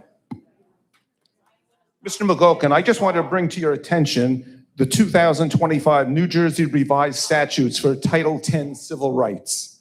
In it, it says it shall be unlawful discrimination for a municipality, county, or other local civil or political subdivision of the state of New Jersey, or an officer, employee, or agent thereof, to exercise the power to regulate land use or housing in a manner that discriminates on the basis of race, creed, color, national origin, ancestry, marital status, family status, sex, gender identity, or expression. How can you say that Grand Harmony is not discriminating against township residents. You do not have to I don't have to present anything to this town council. You just have to go to the community. How can in the township of Jackson, New Jersey, that it is only sold in Lakewood to certain people?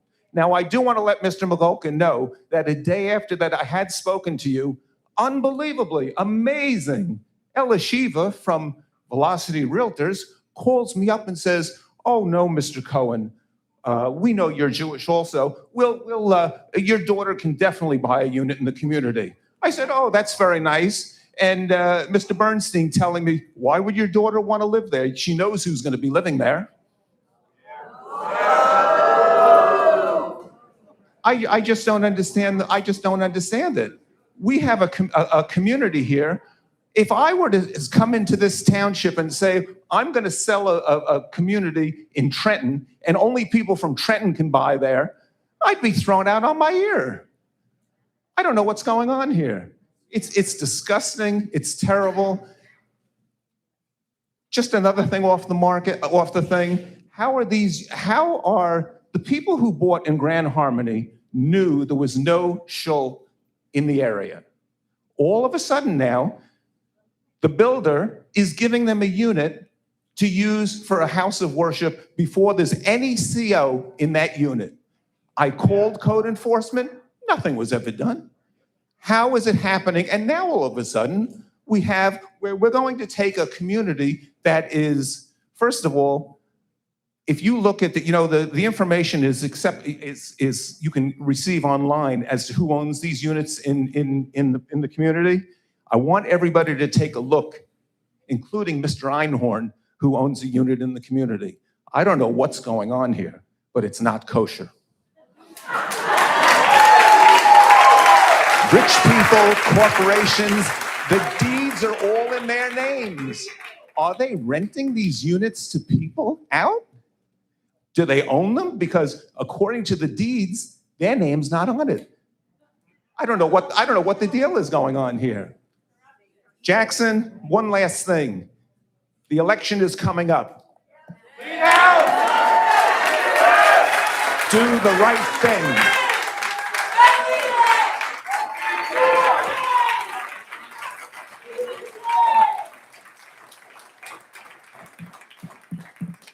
Since we're supposed to address the council, should we wait for Mordecai to come back?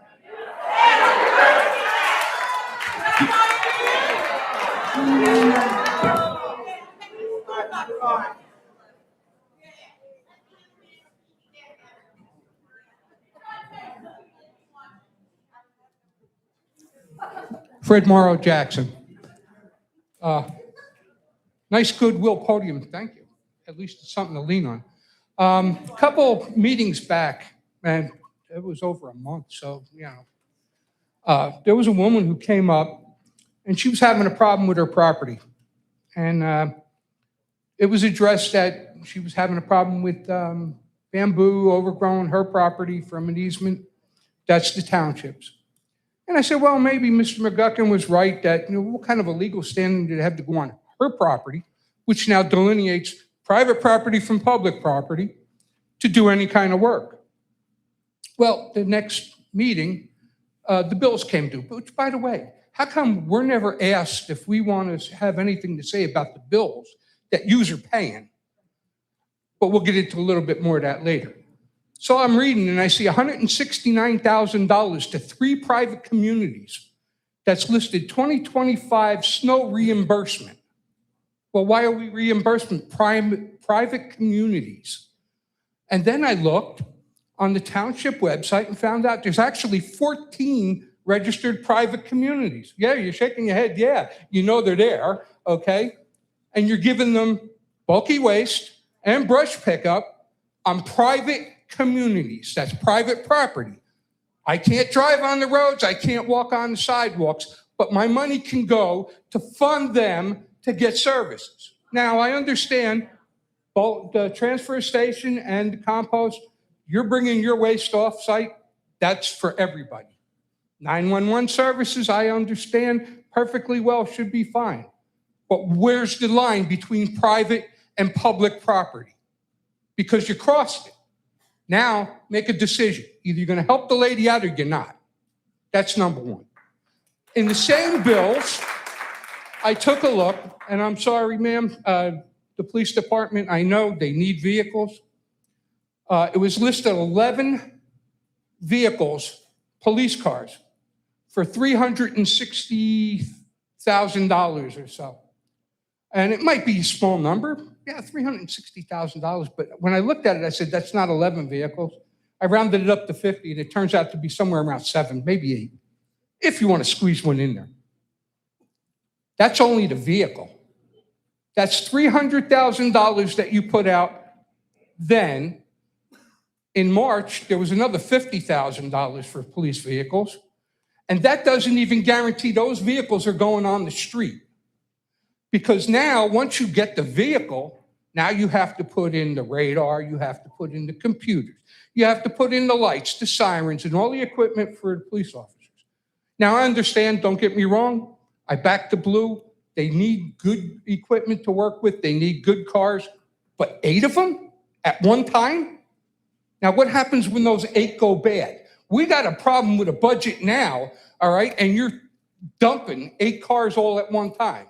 How about doing some regulation and doing a couple here, a couple there, a couple there? Try to stretch some of this stuff out. Because now it's going to be what? Another $25,000 a car to get it on the road, to get it road ready? That's a little bit ridiculous. You know? And looking at these bills, I can't believe. I made mention of it a while back. You have to hunt from one page to another. There could be 13 different charges for one group. Say grounds and buildings and grounds. Could be on 10 different pages. How do we know exactly what's going to that one department?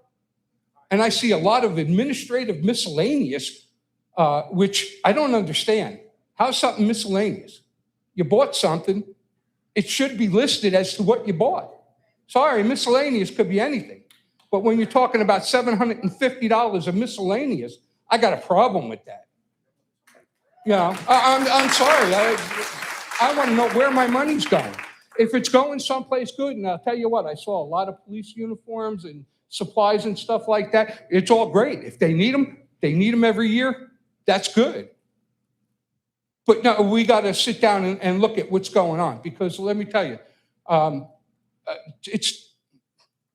Mr. Pollack, you said it was a real clown show at one time, and I'm really, really sorry to disagree with you. I really think it's more of a 3-ring circus, and they're trying to make Barnum and Bailey look like rank amateurs. Because I'll tell you what, we're not happy with it. We're not going to be happy with it.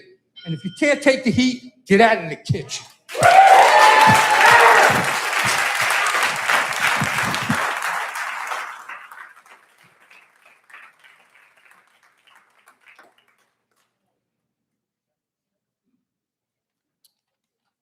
Adam Heidi. I am on the Township Environmental Commission, but I'm just here as a concerned resident. Usually I stay in my environmental lane. I'm really only attending planning and zoning meetings because I feel like that's where I can make a true impact on the development in town. But sometimes when you guys ignore my emails 5 or 6 times, I have to come to the council meeting and address you in person. So I just can't even express how blessed I am to have the city behind me right now. So thank you guys so much for showing up, because seriously, I just want to take a few moments and highlight the harassment that this administration is just bringing towards my family. So the last council meeting, I came forward strictly with Oprah requested open space documentation, courtesy of Eleanor Hannum. Thank you so much. And call the speech, call my comment, whatever you want. I call it 5 minutes of cordial question and answer. But whatever you guys want to call it, you never said it was incorrect, false, or invalid. So you guys spent over $10 million in less than 3 years strictly from the open space account fund, and less than 20% of that was actually spent on land preservation. And none of you guys denied that. none of you denied it. You strictly commented on my rhetoric. In fact, that was June 23rd. The following day, on June 24th, Councilman Palmieri, after he bankrupted our school district, he sent an email to Mayor Kuhn and Chief Nelson over here saying that my comments on the financial data were politically motivated and that we need 2 uniformed police officers at council meetings. No, it gets weirder. The next day, this guy, our administrator, who makes $300,000 and a township vehicle, and you guys all pay for his gasoline costs, he views my LinkedIn profile.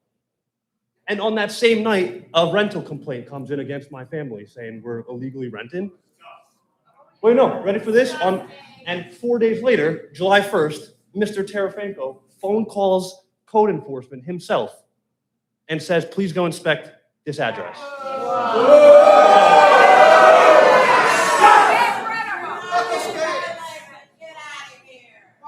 I'm not intimidated, but that is clearly, it's not rocket science. It takes a 4th grade level of education to understand that that is retaliation. You retaliated against me. And lawfully you will not get away with it in due time. One thing.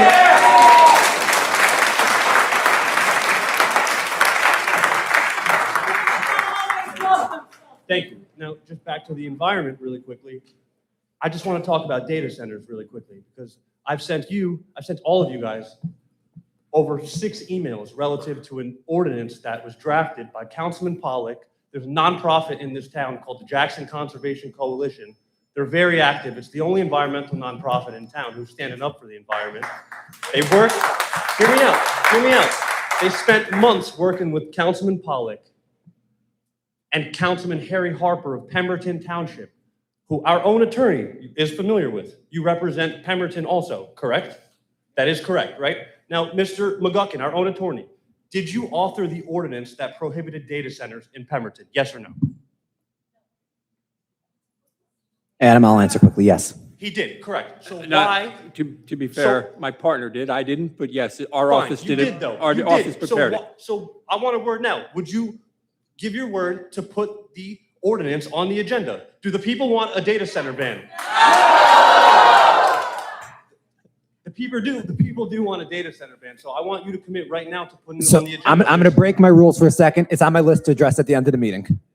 I will address it at the end of the I want a meeting. commitment right now to place that ordinance for a vote. I will address it at the end of the meeting, Adam. I want a commitment to. Have anybody here signed any non-disclosure agreements with any data center developer?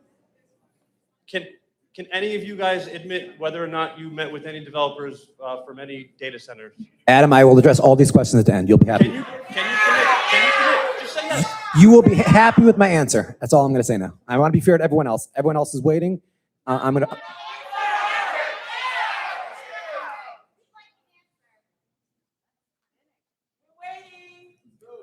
Mr. Haiti, I'm ready to vote on it tonight. Have you? I'm ready to vote on it tonight. You ready to vote on it tonight? Councilman Pollack. I've been pushing for this I just data want to center know, prohibition. has anyone on this council met with the developer or met with anybody that worked at a data center? No, Who can confidently say that? I have not. I have not. I've never met with a single developer. So then why isn't that ordinance, after months being submitted to you guys, not on the ballot? Will this council commit to putting that ordinance at least on the ballot for a vote? It will be on the next agenda. Thank you.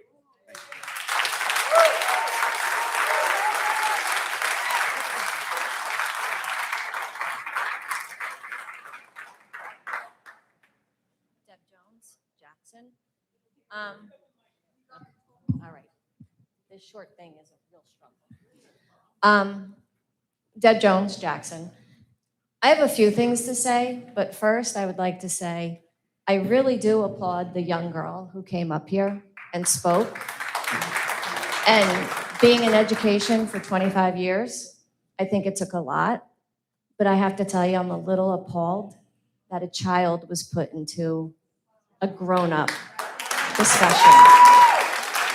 Whether you all like, dislike, maybe don't know Eleanor, one thing we all know in this town and on this council She does her homework. She has never come here without facts. So I'm embarrassed. I'm embarrassed for the adult with her because she should have never been put in that position. I'm sorry. She has the right to speak, but she doesn't belong in an adult conflict. As far as the podium, I've said it, I've had conversations with some of you by yourselves. Really doesn't have to do with this or the podium that was there. It has to do with being able to trust what you say. If I can't trust you in something so small, how do I trust you with my town? How do I trust you with my money? I work hard. My husband works hard. Our money, you need to be frugal with it, and you need to answer to us, whether you like it or not. You're spending our money. My next thing, I sat in this meeting when it was closed so abruptly. That was a little embarrassing because, and I'm sorry, Mr. McGuckin, but as the attorney, I don't care how many times a resident asks you to answer. If you know that their time's running out, then you should wait till their time's up and then answer. Because if you weren't going back and forth, he wouldn't have run out of time. And the other thing was, when I was sitting here, I was baffled at what even just happened. It happened so quick, and the only chaos that was going on was coming from up here, not back here. And that's the truth. And if you all go back and listen to YouTube, and I've done it 3 or 4 times now, it's chaotic, but it's not from the residents. So maybe the police shouldn't be standing back here. Maybe they should be standing up here. Because we're trusting you to keep order. And it's embarrassing. And you see all these people here. You guys know this room is not always filled because unfortunately, people have to live their daily lives of working. Their kids have programs. Things are going on. A lot of people watch it on YouTube. But the dishonesty and the lack of transparency is what's bringing everyone out. You guys, we've talked about it in many meetings about transparency. And you guys are being about as transparent as that brick wall. And that's a shame. And that doesn't go for everybody. I do think that some of you are transparent. Most of the time when you're not going to get corrected publicly and embarrassingly, then you have no choice. You have to stand back. It shouldn't be like that. You should be able to disagree, agree, whatever you want to do, and not feel like you're going to pay for it. I'm tired of feeling like, as a resident, people are being punished for what they're saying on Facebook. It's creeping into your police department. It's creeping into your councils. Y'all should go on Facebook and read some of your planning board members' comments. They are embarrassing. And I've said many times, you guys are held to a higher standard than the residents. That goes for this board, that goes for every board in this town. They work for us. We don't work for them. And I don't want to hear that it is a volunteer position. It's not a paid position. You know what? You're making and they're making decisions for this town. If you can't have a little bit of decorum on Facebook, you don't belong sitting here. Deb, I'd like to respond to a couple things, a couple points. I didn't want to respond before out of respect, but what Ms. Hannum brought up are illegal uses, illegal commercial enterprises going on in a residential neighborhood. One, it's not fair to the people who live nearby. Why should they have people dropping off, their kids like it's an actual daycare, 20 cars rolling up? They're operating illegally. They're taking money. They're not paying taxes. They're not being taxed on that. This is just, it's illegality. It's not okay. And now take into account that it's children. There's licensing. There's insurance. What happens when a child gets hurt? What's going to happen? People have valid concerns. They don't care who you are, where you're from. They care about you following the rules. It's really that simple. And if there's an illegal operation, I'd like to think we do something about it, especially when children are involved. Now, also, public comment, I think is extremely important. I hate the way we do it. I will say the council president now is much better than the council president we had before, but there are still some issues. I did send in a resolution to actually change public comment because I believe residents deserve answers from their representative. If they ask a question, they should be able to get an answer. The resolution is one, you can come up and say, I'd like a back and forth with your representative. You might have less time because your representative is going to speak as well. But I think it's your right to be able to have a back and forth with them. If you just want to come up and make a statement and not be disturbed, you have free speech and you have every right to have that. I did present a resolution. Of course, it never came to a vote like many things. But Deb, yeah, I love you. You're the best. All right. Thank you very much. The residents know the difference between a lemonade stand and a daycare.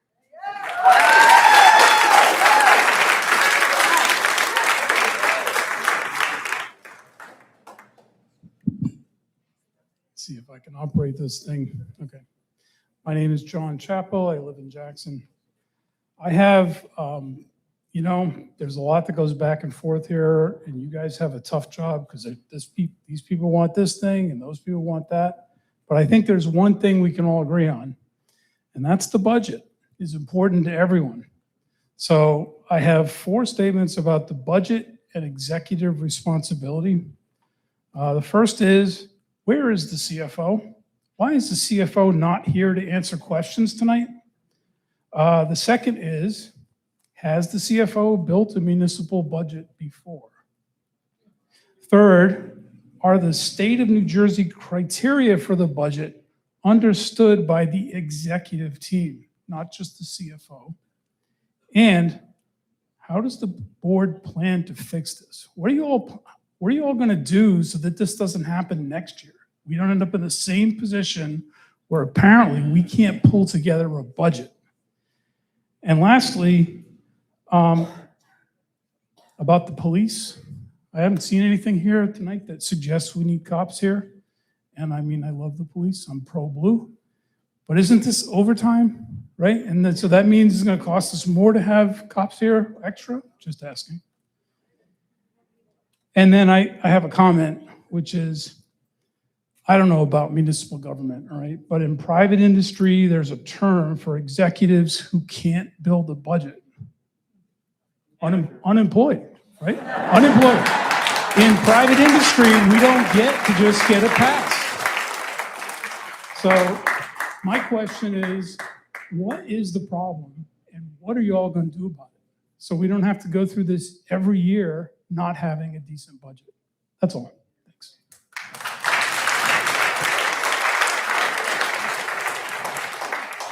My name is Mark Farrar. I'm a 42-year resident of Jackson.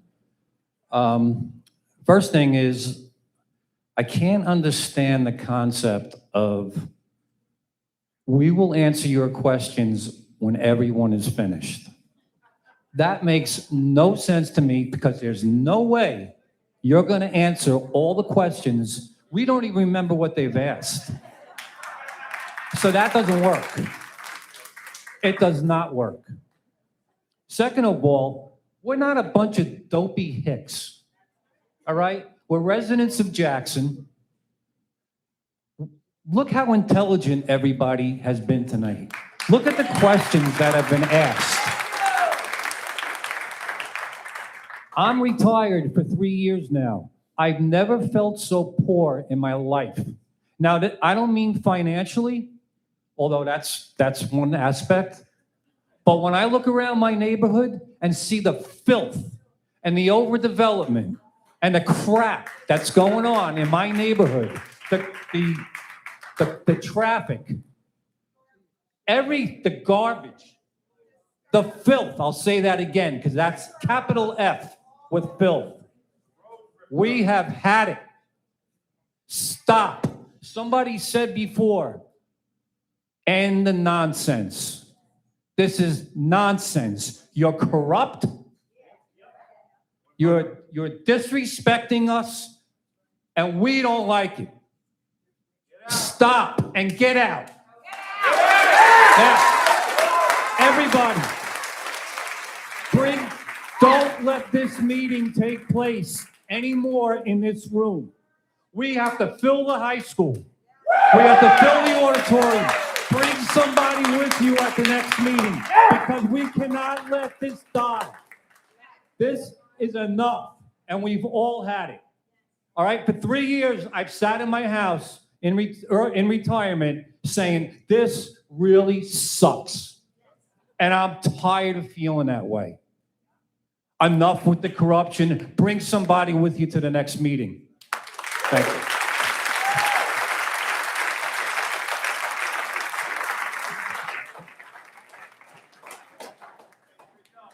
Ray Katoner. Mr. Bernstein, you told us on the June 23rd council meeting, you were going to forward the information on the Grawtown Road purchase. It's been 5 weeks. We've received nothing. Our mayor called us liars and said she emailed us. I respectively requested the emails. I've received nothing. I even Oprah requested it on June 29th. I've received nothing. All right, and they also made a request with the clerk's office on June 25th. Being a member of the Open Space Committee, I shouldn't have to open request the documents.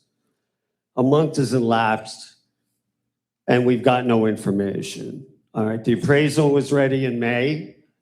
That's the key component. I understand several council members did not see the appraisal and they voted yes. How do you vote yes to purchase a piece of property if you don't know what the appraisal was?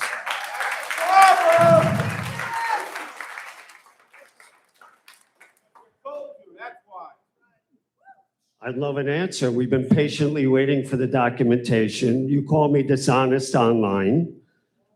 I've not received anything on this. We had a meeting recently. Nobody received anything. So it's not just us, it's the whole committee. I would like an answer. When can we get the information? Where's the appraisal? We're told you guys are writing a check. You were gonna write a check for $800,000 with no appraisal. When can we have that information? I'm going to respond to you after. I have a question for our mayor. I did see her at the amusement park. I don't appreciate her telling the HR department I'm not to be trusted and I shouldn't be invited there. My son works for the HR department. I don't appreciate you defaming my character at the park.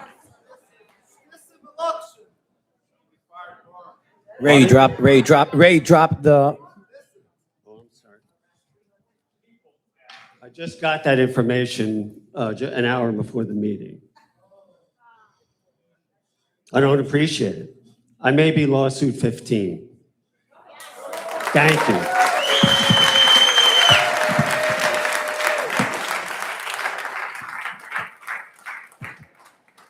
All right, good evening. I don't give my name and I don't give my address. State mandates that we have this public time to, we have freedom of speech, so you can't force me to give my address. You can't force me to give my name. Just a couple little things I'll note here. I don't like how the microphone is like this with the, I mean, I guess it's good that we have, well, I have to correct this first. I actually hate doing this, but ignorant governments all across the country have referred to this as the podium. Please look up the definition of a podium. A podium is an elevated surface that a person stands or sits on. This is a podium right here. This is what we call a lectern. It's a little baby play school lectern, but I guess it is better than nothing. So we'll just have to correct that. And I hate to have to do that, but this is the problem when ignorance is widespread like that. This is a lectern. So, yeah, so I don't give my name. I take the names of dirty, corrupt politicians. That's what I do. And sure, some of you may know me as Bong Holio, the 8-foot giant bong. Hopefully I don't have to come to this meeting as Bong Holio. But the big problem I have, the big problem I have is the disgusting government retaliation. People should be ashamed of yourselves for retaliating against people who speak out against things that you disagree with. And through the chair of the lawyer, you are a horrible lawyer. Horrible lawyer. Horrible. Absolutely horrible. This is one of the worst lawyers I have. I've been to meetings. I've been to hundreds of meetings. Hundreds all over the state. This is one of the worst lawyers you will ever see in your life. And what are they paying this guy? $350,000, $360,000? Come on, kick him to the curb. It's ridiculous. How dare you try to say that we can't address the community, the people who are always willing to listen? We have every right to stand and face but we don't have to face you. Look at my back if you want. That's how we're going to do that. So I'm just going to move this aside. I have a song to perform because I like to, bring a little bit of entertainment and a little bit of fun, into these public meetings that are normally a dull, boring space. And I like to sing songs about corrupt towns.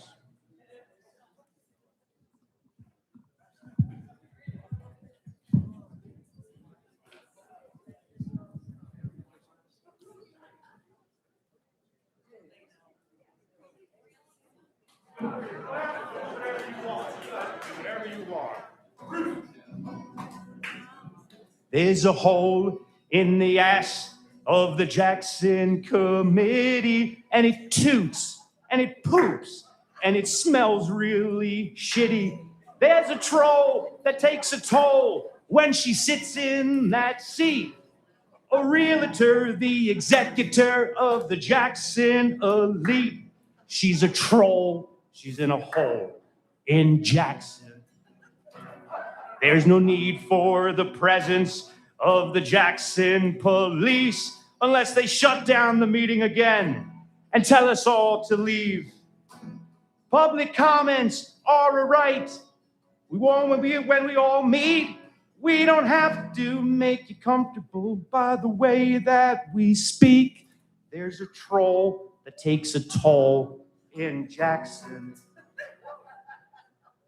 People came out and they showed up to speak, but the front door apparently had too much of a squeak. It wasn't up to code with the fire department chief, but we all can smell smoke and we live with that grief. There's a troll that takes a toll in Jackson. Like a company with a product that kills folks with ease when they're wanting your money.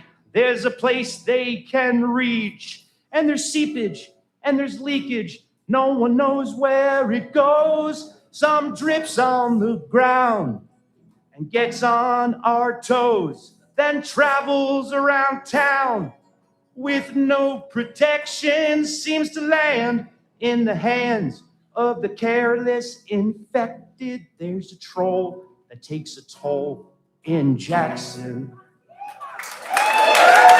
Code enforcement's coming over when you're trying to sleep because you spoke out at a meeting. They're weaponizing the police. Back to meetings where the public couldn't speak. But they'll go deeper and darker, maybe 5 times a week. There's a troll, an asshole in Jackson.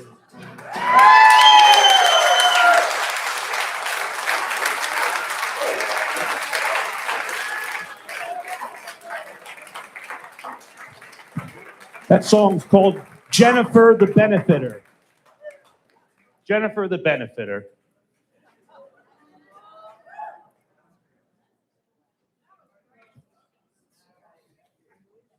And all these meetings should be packed everywhere, all over the state, everywhere.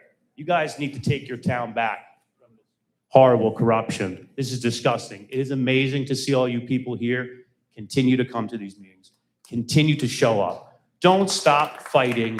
These people are corrupt and they are ripping you off and they are lying to you.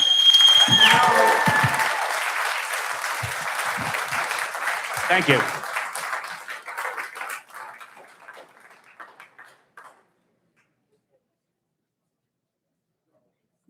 Wow, that's a tough act to follow. My name is Laura Krepta, and I'm a Jackson resident.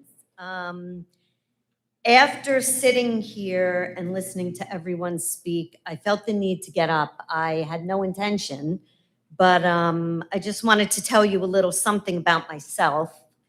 I am a new resident here to Jackson. I moved here less than 5 years ago. My husband and I both chose to retire here at Four Seasons South Knolls. It is an absolutely beautiful development and it has wonderful residents there. And we are very happy there. We thought we moved into our very last home. Unfortunately, now honestly, I don't know if I can say that. And how sad is that to say? I must say that I find what is going on in this town disgusting. I'm actually embarrassed to tell people that I live here and say the town Jackson. Sometimes I'll say, oh, I'm on the board, I'm in Freehold, I'm near Howell, it's embarrassing. My family calls me constantly. Oh, gee, I read another article about Jackson in the press today. Oh, gee, I saw Jackson in the news again today. Every time the name Jackson is talked about, it's negative. It's terrible. And this whole Grand Harmony thing and the land that's across from us on County Line Road, it's very shady, very shady. And I again, would like that to be addressed on the plans, what's going on over there. Again, it's embarrassing. Had I have known that there was so much corruption and shady business going on in this town, I would have never moved here. I don't know what else to say, except thank you, Chris, for all the work you're doing as well.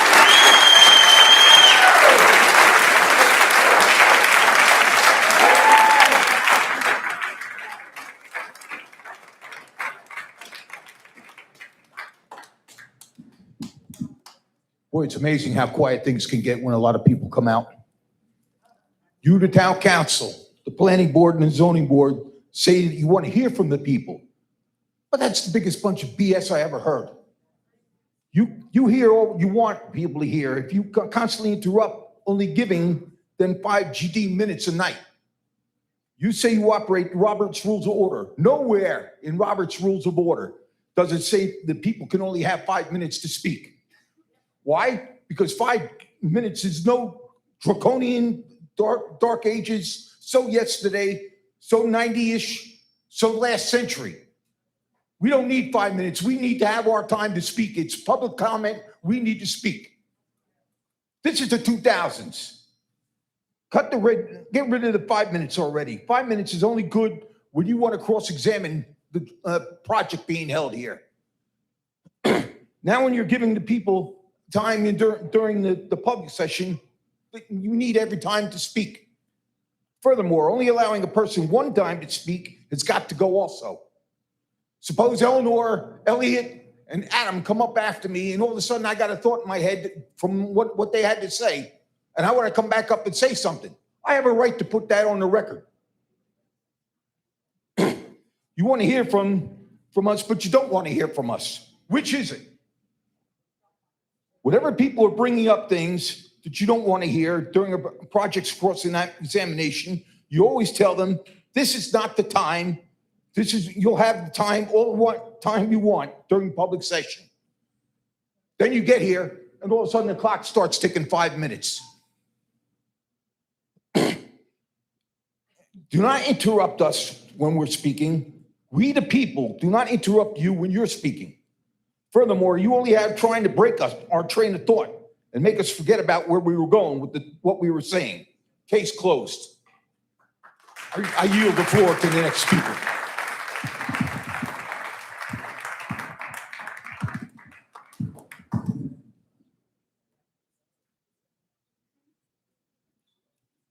Good evening, everyone. My name is Sandra Wambachano. I am founder of We Strive for a Place to Ride, a public advocate. Thank you. A public advocate and litigator representing thousands of working class families across New Jersey who demand less government overreach and the absolute rejection of mandatory registration laws. We are here to reestablish the true chain of command. This country is constitutional republic. We are here to reestablish the true chain of command. And we are the sole owners of the equity. The government is strictly our servant. Under New Jersey Statute 41:1-1, you are bound by a strict fiduciary trust. You are the trustees. We, the people, are the beneficiaries. I know exactly how the township operates. You try to scout my speeches, but can't hide the resident like Adam, who stands up to speak the truth. He gets shut down, threatened, and targeted by weaponized code enforcement, and his home days later. When hundreds of residents organized to pack this room, you abruptly cancel the meeting, and beforehand, hiding behind sudden excuses. The systemic silencing comes straight from the top. We see you, Mayor Kuhn, appointed to carry the torch. We see you, Bernstein. And these establishments deploy police to muzzle free speech while trying to force a predatory registration system onto working citizens just for trying to commute. Let me entirely clear this low-speed device are protected consumer products under federal law, especially 15 U.S.C. Section 2085, which explicitly exempts them from motor vehicle classifications. Forcing citizens to register a federally protected consumer product under threat of police impoundment flagrantly violates our constitutional rights. Seizing property on the side of the road without a judge's order violates 14th Amendment due process. Look at the absolute chaos this overreach is causing. Your rules are completely contradictory, explicitly exempting low-speed e-scooters, the three-wheeled electric trikes from these registration traps. If a working citizen rides two-wheel e-bike, local enforcement treats them like a criminal and seizes their property. But if they add a third wheel to the exact same motor, they are completely exempt under the state's own guidelines. This is an administrative farce, not a public safety measure. It is a tool for economic targeting instead of wasting public resources, legislating registration traps for deploying police to suppress public comment. Utilize available state and federal funding. New Jersey provides dedicated capital through the New Jersey DEP Green Acres Program and the DCA Local Recreation Improvement Grant, specifically to build multi-use lanes and protected paths within our public parks. Furthermore, the Federal Safe Routes to School program provides robust grants to fund the build, safe paths, and implement comprehensive micromobility, safety education programs directly inside our schools. The capital exists to build in our parks and educate in our inside our schools. The capital exists to build in our parks and educate our schools. There is absolutely no financial or safety jurisdiction for weaponizing the police department on the side of the road. We Strive for a Place to Ride has put a stop to the compliance of silence. Our riders are moving forward under strict directive, remain entirely respectful, comply with physical orders, but exercise your rights on camera. We are filming every single stop to secure irrefutable evidence. If local authorities choose to violate our rights under the color of law, we will drag this municipality and its individual officers into federal court under 42 USC Section 1983. When our cameras prove a willful violation of our 4th and 14th Amendment rights, your qualified immunity is instantly shattered under 18 USC Sections 241 and 242. It is a federal crime to conspire to deprive the people of their civil rights.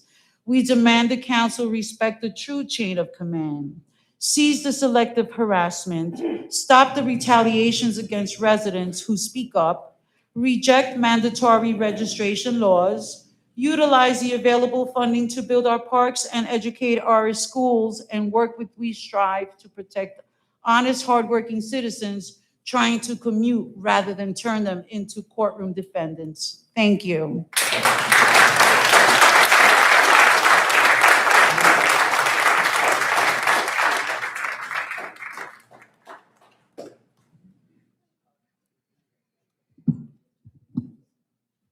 Good evening, Council. Tom Chiatino, Jackson, New Jersey. So let me get this off my chest first. I think I can speak for most people in this town. We do not want flock cameras in this town. Okay, that's one. Two, we also don't want stopover Airbnbs where they stop over for 3 weeks, as I'm witnessing right now, right behind my residence. Okay, the resident came up to me this weekend, this Saturday.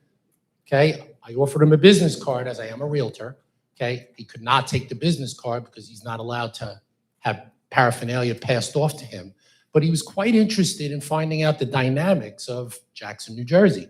So me, being a person that does engage in people, we had a conversation back and forth, okay? But again, when I walked away and walked back up my driveway, I was like, wow, that's pretty interesting where he came here just to get information, basically, and he's here for less than a month.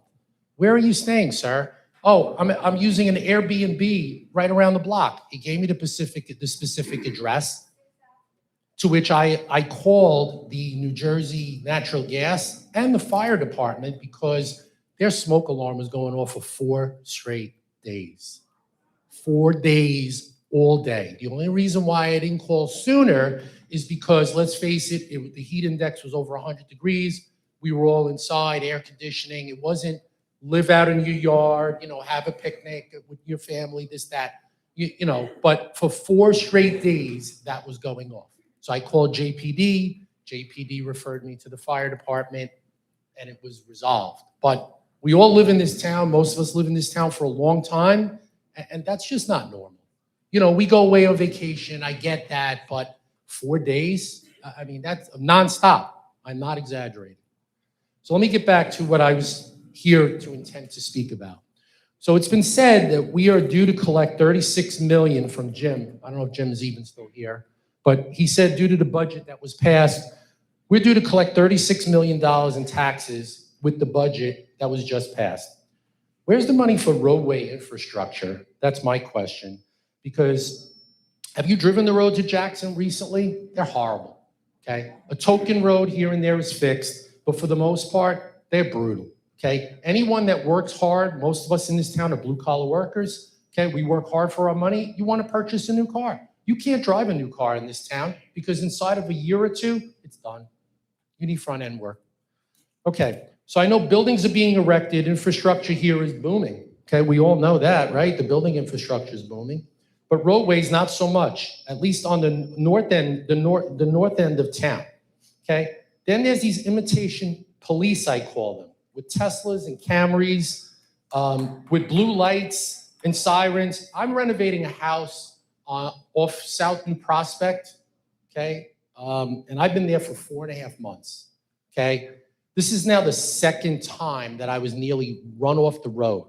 I'm a retired UPS man by trade. I worked 30 years in New York City driving a truck, okay? I know what safe roadway passage looks like, okay? When I got Teslas with blue sirens and lights and the whole bit coming out at me on the opposite side of the road doing 60, 65 and a 40, okay?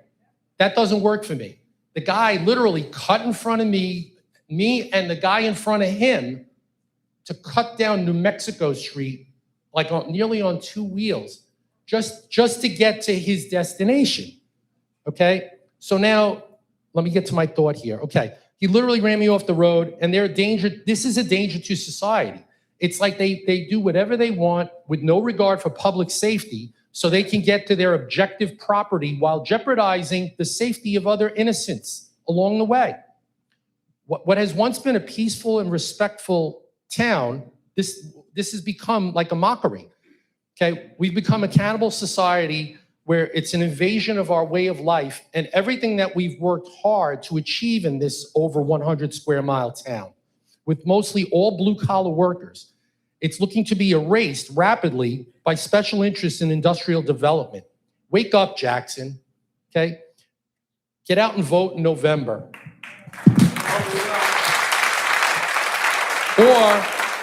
Or you will not recognize this town within a few short months. Oh, and one last thing. Make sure all you blue collars get out there and wake up at 5:30, 6 a.m. tomorrow to go to work because your tax money is needed for the handouts that some people are living off of us. Start working like the rest of us in this country.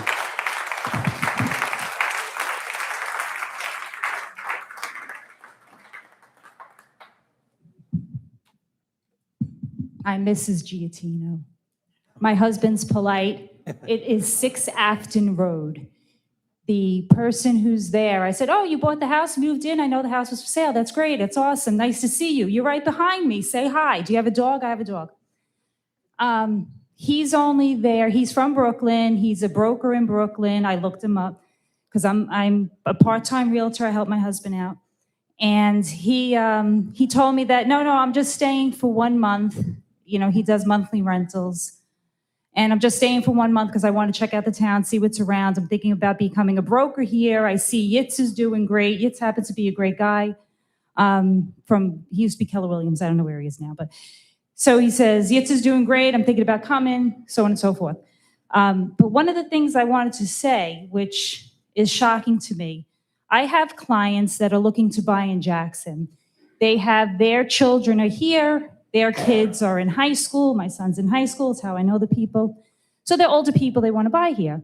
I had a house to show on Susan Drive. And my people wanted to come back and see it again. So the realtor there, she didn't respond to, we use a thing called showing time. She didn't respond to my showing time. I call her up. I'm like, Rivka, it's Linda. You didn't answer me. Can I show the house or not?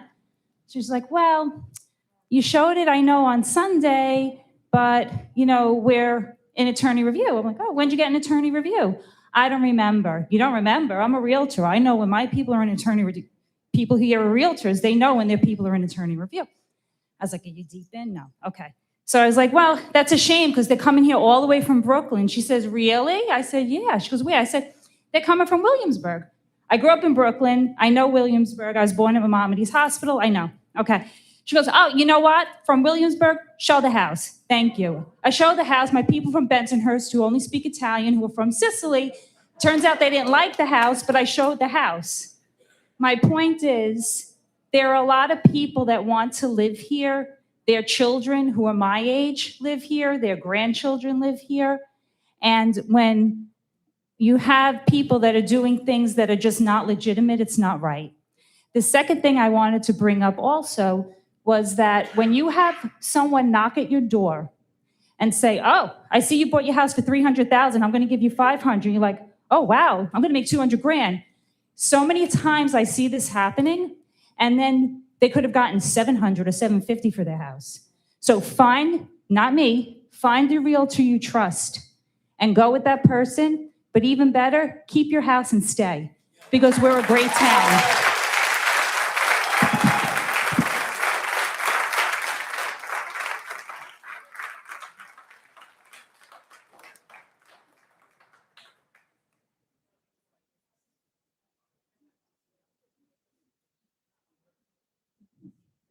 Good evening. Joe DeProsimo, Jackson, New Jersey. Question is, why are the residents so upset? Because for a long time, for years, they felt that their voices weren't heard. Why is it when Councilman Pollock makes that opening statement, there's an ovation? It's monolithic. It all happens at the same time because we believe that he speaks for us, that we believe that he's disrupting things as usual.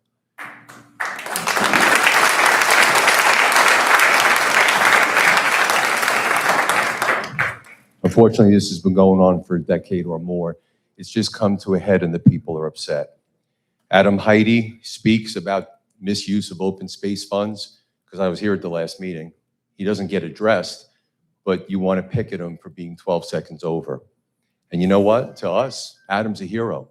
My family moved from Middlesex County to Ocean because we heard about how great the environment was 8 years ago. That's starting to change drastically. Council President Bernstein, you talked about flooding. Why do these developers have to come in and just raise every tree at a breakneck speed? We have flooding issues, you know, and you guys can fix it, right? You can tighten things up. Recent Supreme Court ruling is Monarch Communities versus Montville Township. I'm sure you guys are familiar with that. What did it do? Amazingly, we got a gift from the New Jersey Supreme Court. Shocking. They turned around and instead of putting the onus on the townships, you're shaking your head, right? That we have to justify why we want a rural zone, why we want certain overlays, why we want environmental protection. The Supreme Court flipped it and said, guess what? Developers, the onus is on you now. You have to fight.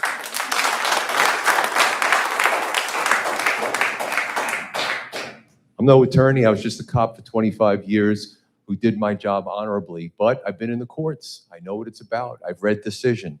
I've testified in all levels of courts. I know this stuff. I'm not an attorney, but you know what? There's something we can do. You can show the people, you can get on the right side of history. You can change what's going on in the trajectory that this township is going, and you could show the people that you're fighting for them and not the developers and questionable interests. Is it all about money? Is that what it's all about? I didn't expect that answer, but I'll take it. I lived in Middlesex County for 30 years. I lived in 3 different townships, and the 4th township I served honorably as a police officer. I've been to many township meetings as a civilian, as an officer. And you know what? I hear the complaints from some of you about the decorum. Do you know who did that? Some of you did that. The people are fed up. And they have every right to voice their opposition. And that's what they're doing tonight. And expect more of these or double the amount. And you know what I see? I see when people start to fight back in a civil way, because that's what I'm all about, right? Respectful, lovingly. You know, I pray for you guys. I really do. I've taken a different route when I retired. But the people are seeing that there can be change. And there's been a few people that have spearheaded this change. And you see when they clap, they're not clapping for the people, they're clapping for the message. People want to be represented. And they all do it in unison. They all do it in harmony. And it's just a passion that we have. And we have a passion for the environment. And we want the development to slow down. At least when I was in Middlesex County, you know, they changed the infrastructure to support it. That's not happening here. The county's they're not moving fast enough for the development. I lived also in Monroe Township. And you know what they did? Yeah, there was developers, but they did a lot of land swaps. Every year, they were getting not these, like Councilman Pollock talked about that flawed piece of parcel that like every once in a while, something just drips. But where I came from, they actually got nice big pieces of property. And they did make some deals with the developer, but there's signs all over Monroe and Middlesex County. This is preserved and open space. I want to see more of that here.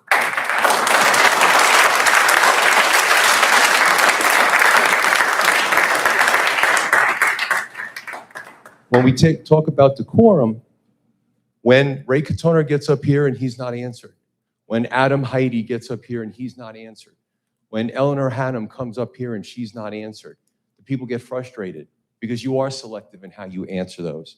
And I'm just going to leave you with one more thing because I got a few seconds left. I'll go to scripture. It's my time.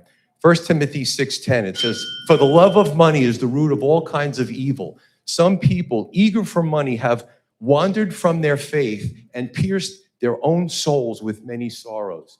Have a nice day.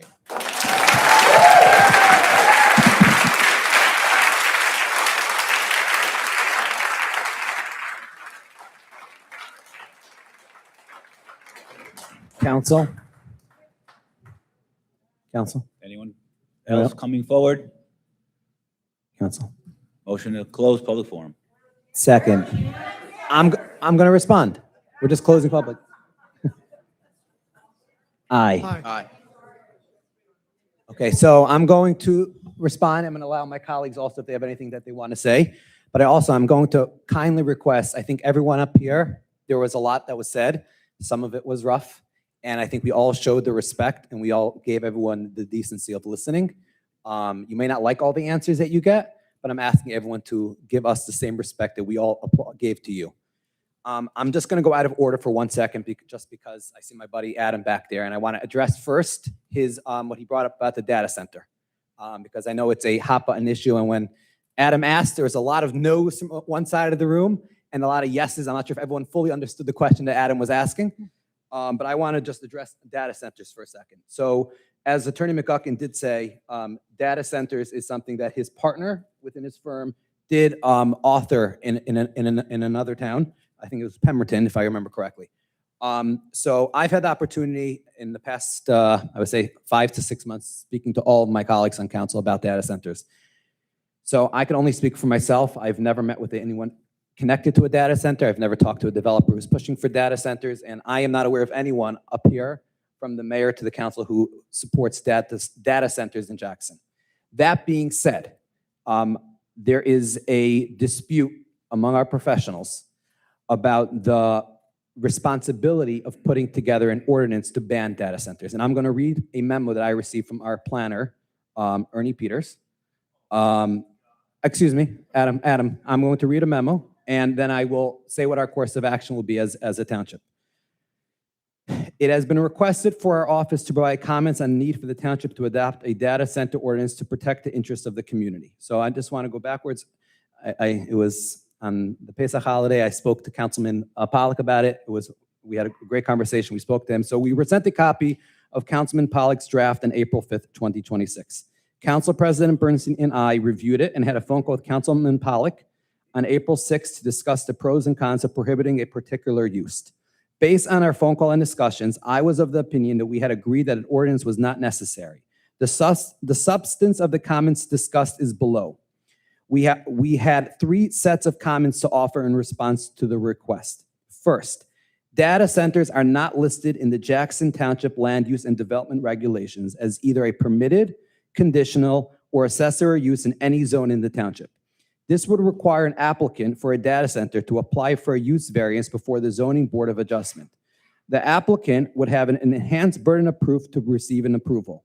All the impacts listed in Councilman Pollack's draft ordinance, parentheses, electric demand, water usage, noise, limited job opportunities, demand on municipal services, and consistency with the master plan, and the parentheses, would be part of the negative criteria for the grant of a use variance that the applicant would have to prove to the zoning board. We believe it would be easier for the township to defend a use variance denial in court than a prohibited use ordinance. Second, the township could adopt an ordinance that would define and permit data centers in particular area zones of the township and provide design standards which would address the item listed in Councilman Pollack's draft ordinance. Parentheses, applicant to pay for an electric upgrades necessary to support the development, design of buildings to limit water usage, such as placing the buildings below ground and addressing the impacts of municipal services. Once again, we believe it would be easier for the township to defend a site plan denial in court than a prohibited use ordinance. We do understand that it would not be the most popular ordinance as far as the general public is concerned, but it may be a better choice than prohibiting the use. Third, The township could adopt an ordinance that would define and prohibit data centers in the township. While this may be the most popular way of dealing with the public, we have reservations about how the ordinance would be enforced. Would an applicant be barred from applying to the zoning board of adjustment for a use variance? We do not think the township can limit an applicant's right to apply for relief from a township standard, and we would defer to the township attorney on this from a legal perspective. We would remind you that the township adopted an ordinance prohibiting dormitories a few years back and had legal challenges that the township was not successful in defending. In summary, we do not believe that adopting a prohibiting ordinance offers the township any additional protection from a land use perspective. We defer all legal issues to the township attorney. That being said, I just want to be very clear. Currently in Jackson Township, data centers are not a permitted use in Jackson Township. And if it's not listed in land use, it is not permitted. Excuse me. I'm speaking. It is not permitted. That being said, as we discussed earlier and as I responded to during your comments, I spoke to Council Vice President yesterday, and I know he spoke yesterday to Councilman Pollock. And I have committed that by the next meeting, I've already tasked our Attorney McGuckin with just reviewing Councilman Pollock's ordinance and fine-tuning it, making sure it's as strong as possible. I'm not committing how I'm personally going to vote because I am concerned, like Mr. Peters just said in this memo, I am concerned of actually going backwards here in Jackson, but I'm committing to put it on the agenda for the next meeting for council to take up for a vote for an introduction. So that's with regard to data centers. Councilman Baresi, do you have anything from land use that you just want to add for a second? Your mic, please. Being involved in the case we lost years back, where we were protected by land use laws of New Jersey, municipal land use law, we lost it due to the ordinances.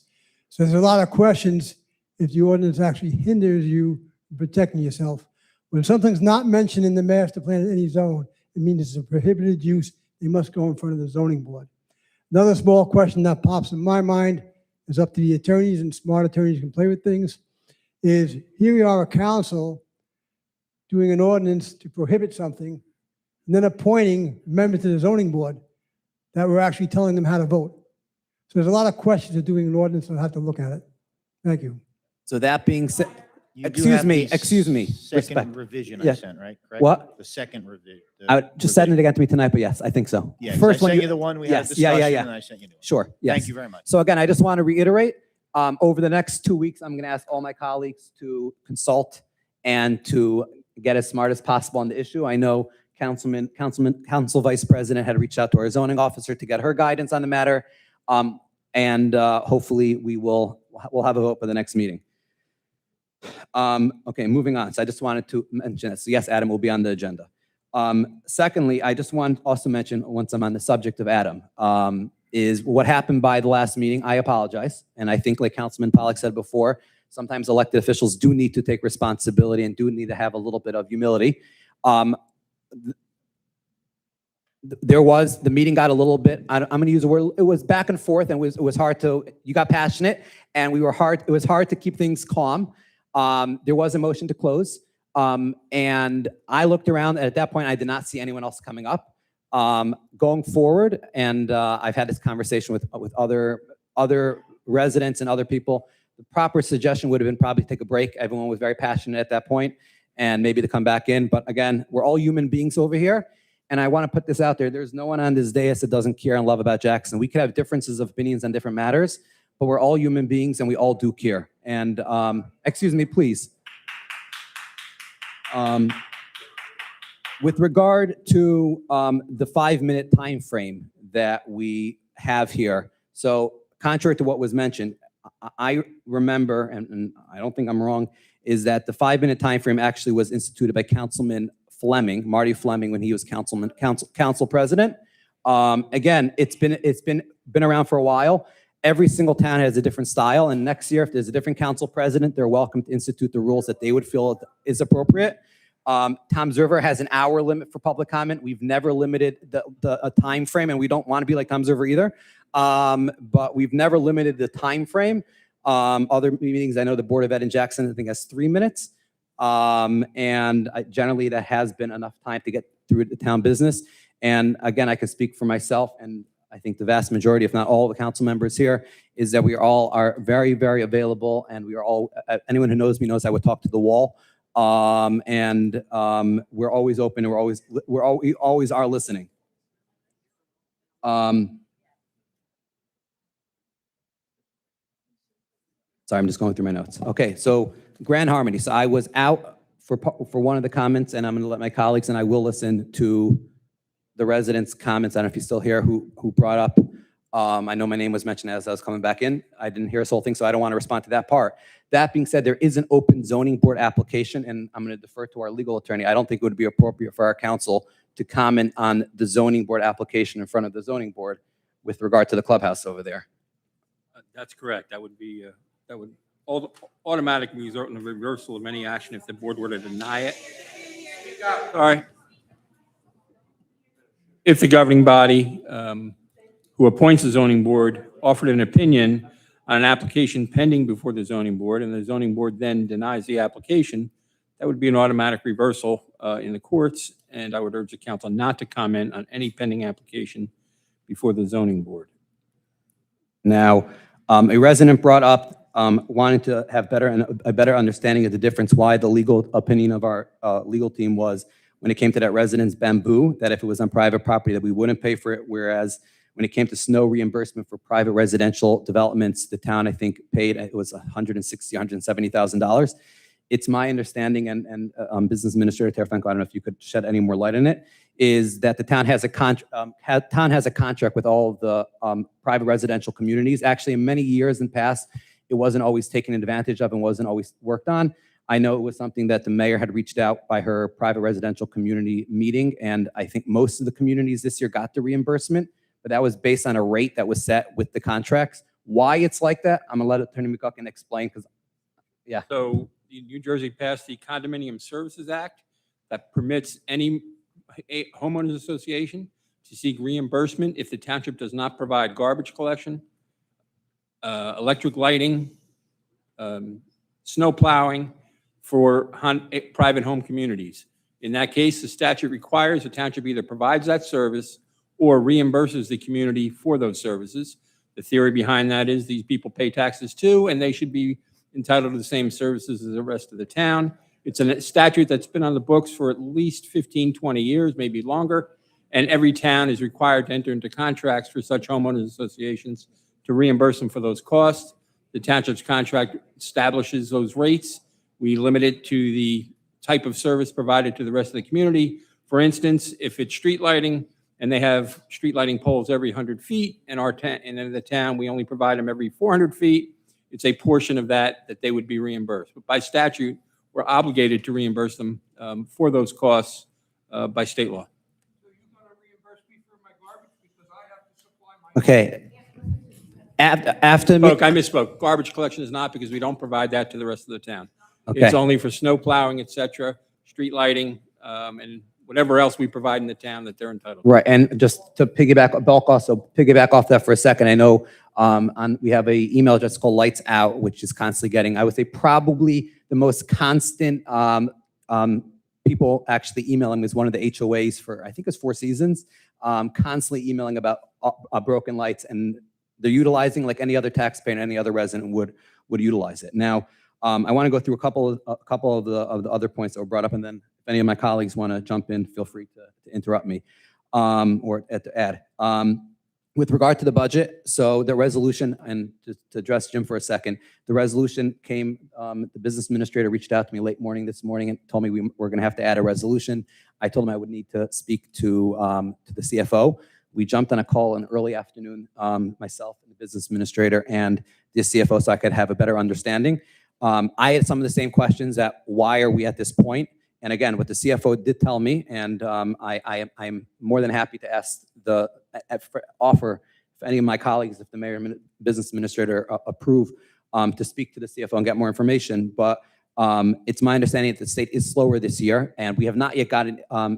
We have not been told that there are issues with the budget that would not allow the budget to go forward. But obviously, I know the budget is a big issue over here, and it's something that all of the council are taking very seriously. And as soon as we have more information, we will update. But all the information I have was that resolution today, and I understand the concerns. With regard to Oprah's, so I just want to put it out there I am not aware of any elected official has ever instructed, interfered with the clerk doing her job. We have a fantastic clerk. There are hundreds, if not, there are probably over 1,000 Oprahs that have been done, and I'm going to continue to back and to give respect to our municipal clerk and her office, and hopefully the Oprahs will be answered as soon as possible. With regard to the specifics of why an Oprah was denied, there is an Oprah attorney, there are Oprah professionals, and everything is run through the proper chain of command when it needs to be. Okay, okay.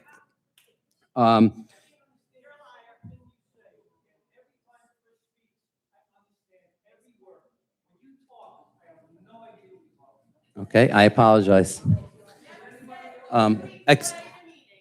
Okay.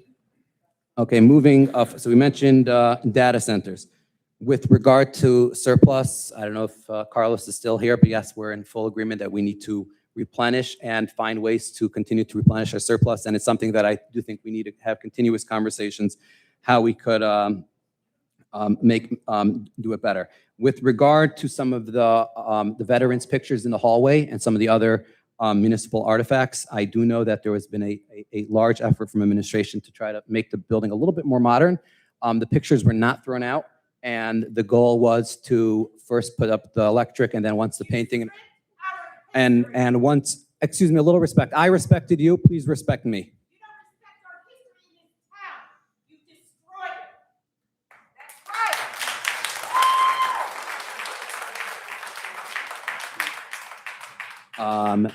So I'm sure, I know Council Vice President and myself have been in touch with the mayor, and we are going to continue to work together to ensure that it's updated correctly. With regard to voting, with regard to the voting changes, I think it was Oak Tree, someone brought up about Oak Tree moving. So it's my understanding that Oak Tree, this was long before the rental ordinance, I'm sorry, the ordinance that was passed about rent control. Oak Tree had last year or even 2 years ago had reached out that they had issues with the voting location. I know the clerk worked together to find a suitable, safe location. Jackson 21 was picked. If it is a concern that residents have that residents would like a closer location, we're always open to trying to find other locations that would work. And she will work with the Ocean County Board of Elections to make those places work.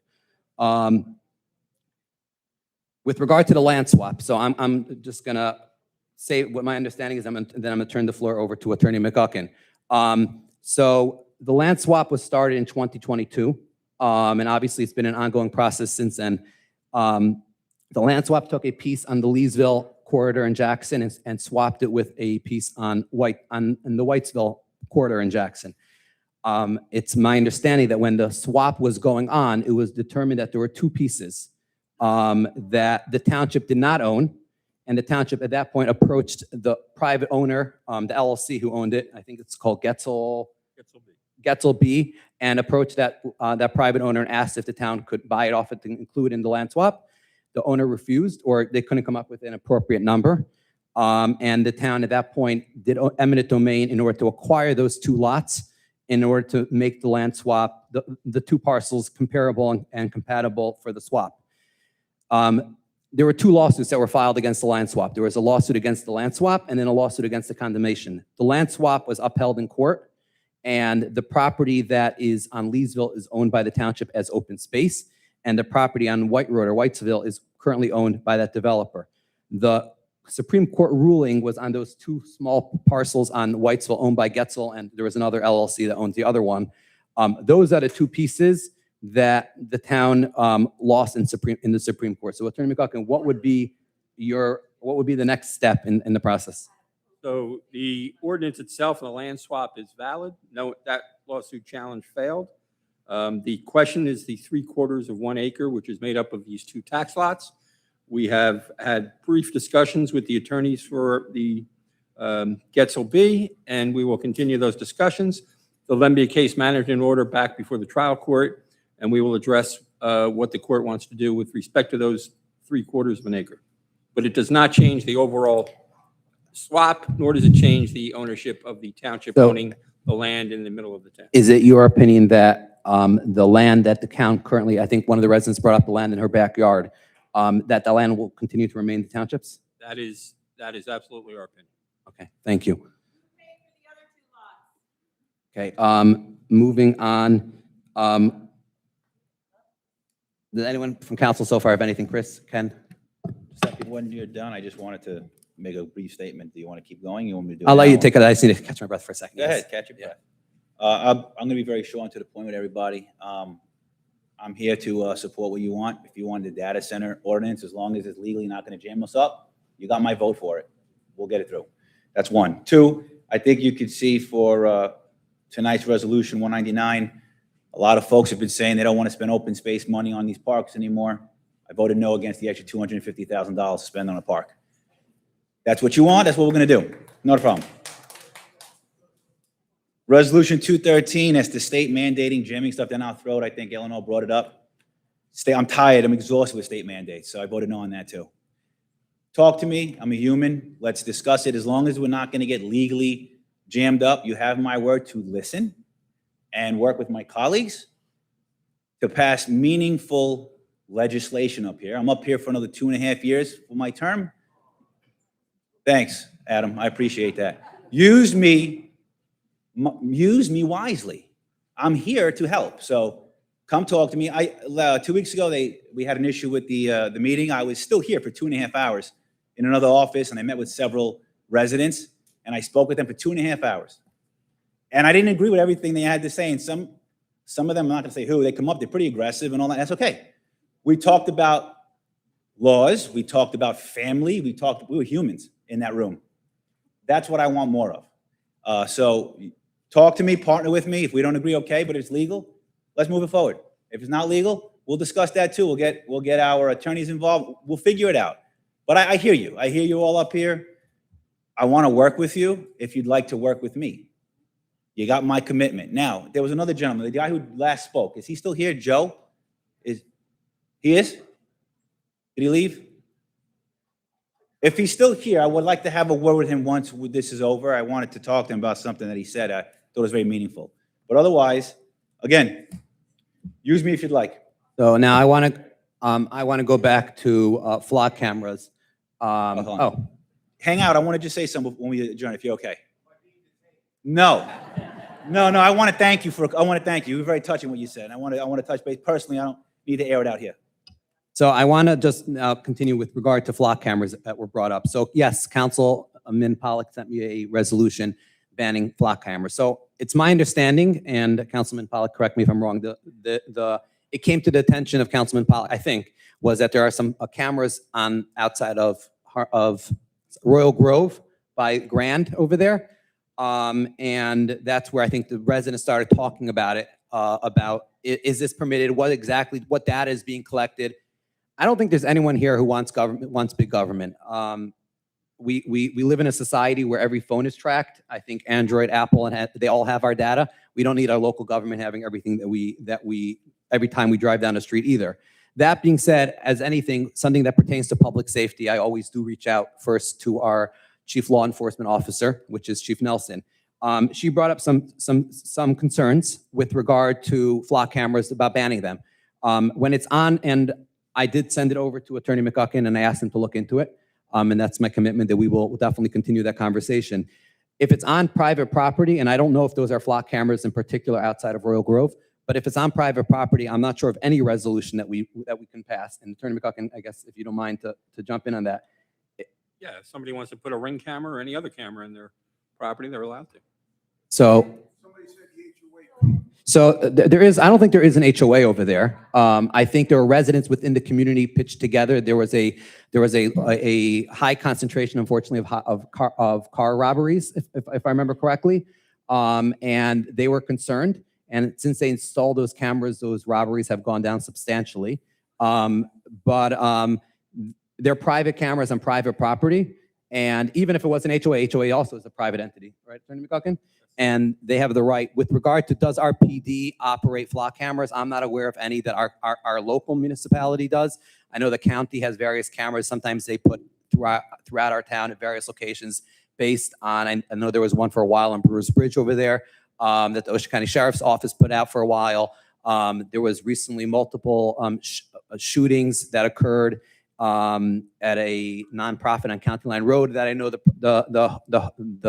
nonprofit was in touch with law enforcement about installing cameras over there. Unfortunately, we live in a crazy universe, and sometimes cameras are necessary. So I think this will be an ongoing conversation about making sure that we do balance everyone's right for privacy with an understanding that we cannot stop anyone. Many residents, I'm sure if I ask for a raise of hand, have cameras on their houses, and that's their right, and we don't have the ability to restrict that. Yeah. So as I said, the cameras that are being talked about on social media on Grand are paid for by private people. The township did not pay for those cameras. Those are private cameras that were paid for out of residents, out of their own pocket.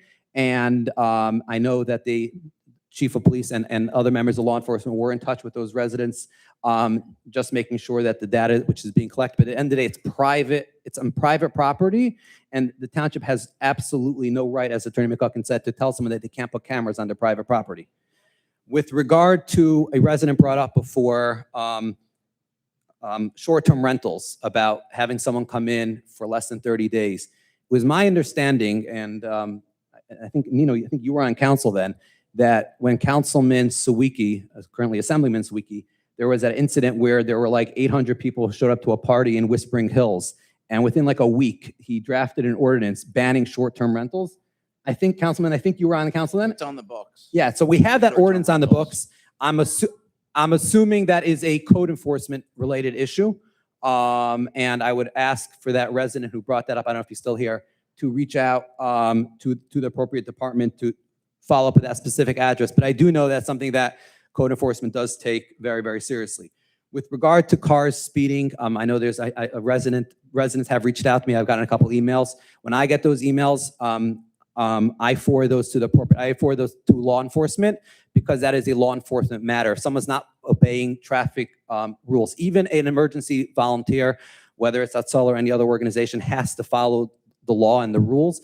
And I know that's something that Chief Nelson and members of Jackson JPD have been in constant communication with all various entities. If you have a license, you have a car, please send it over to the chief. And that is, we're not. And ma'am, I forward your email over to Chief Nelson.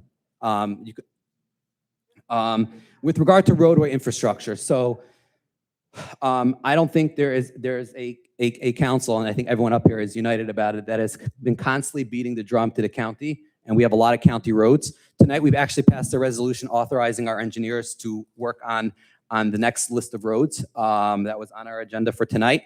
I don't yet have the published list of what those municipal roads are going to be. I know Bethel Church is one that's currently under operation. That was a road which was a disaster. I know residents have reached out to me about the road, Harmony Road, when the developer had left it like completely chaotic. Myself and the mayor had reached out to the county, and the county reached back right away to the developer. And I know there was some work done. I think more communication and more pressure put on the county. The same way we have a lot of residents here, I'm going to urge everyone to also show up to the county meetings and make sure Jackson's getting its fair share. I know today there was an email, or maybe it was yesterday, there was an email to Mark Jenke and others within the county with regard to a whole list of roadways in Jackson that are, and we probably list 100 of them, that are badly in the need of infrastructure attention.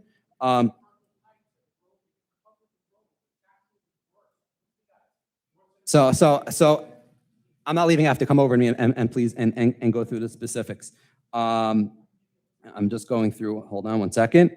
I know there were other things mentioned about Grand Harmony.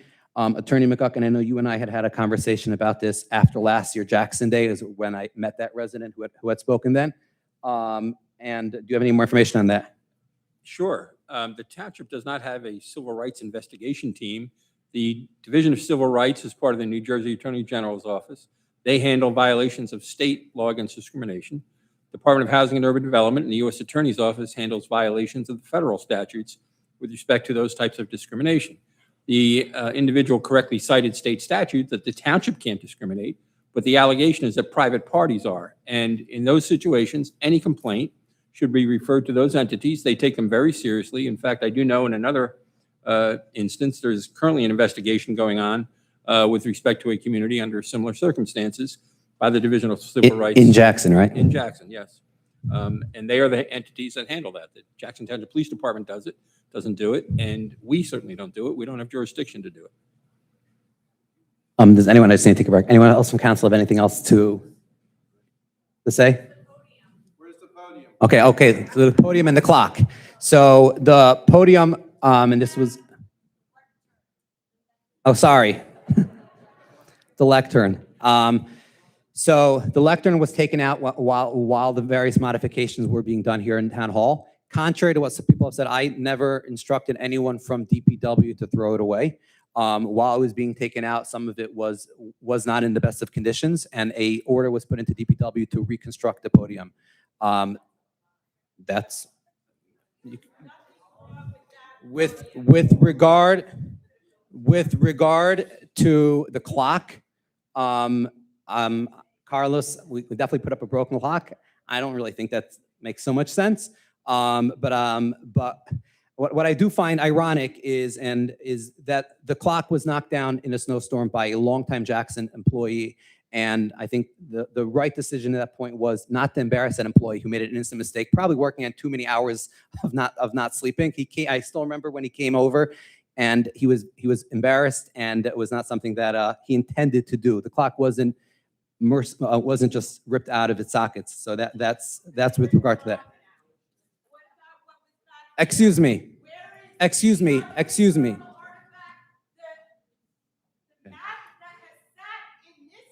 So now, with regard to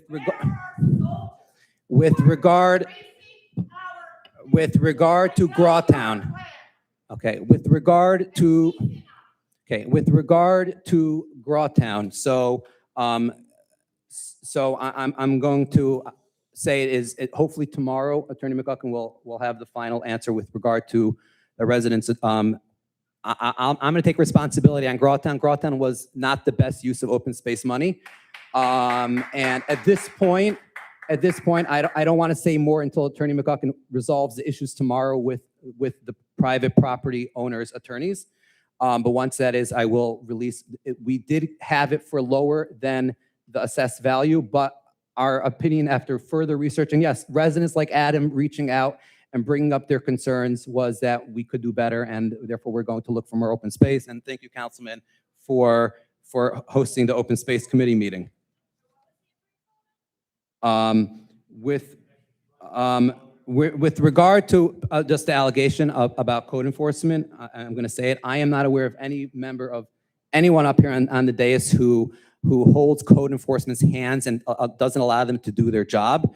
I take that.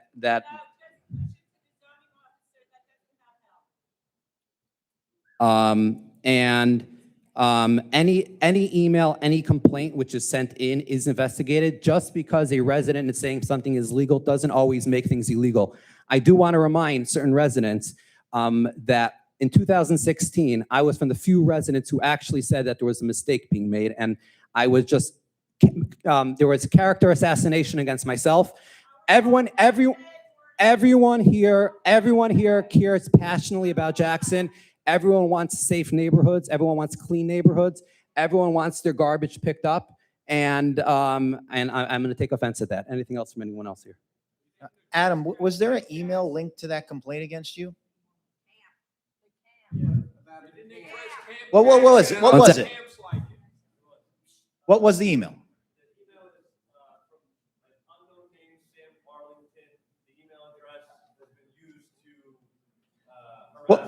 What was it? Do you remember?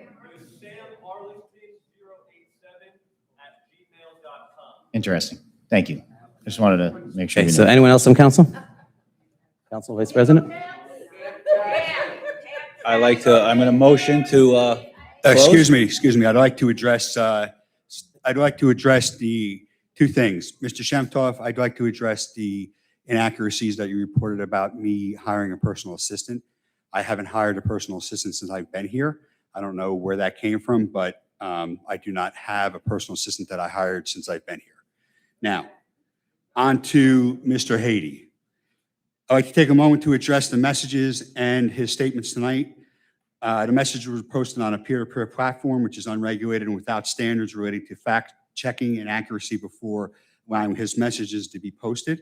And it's in relation to what you accuse me of at your, what I now know to be your residence.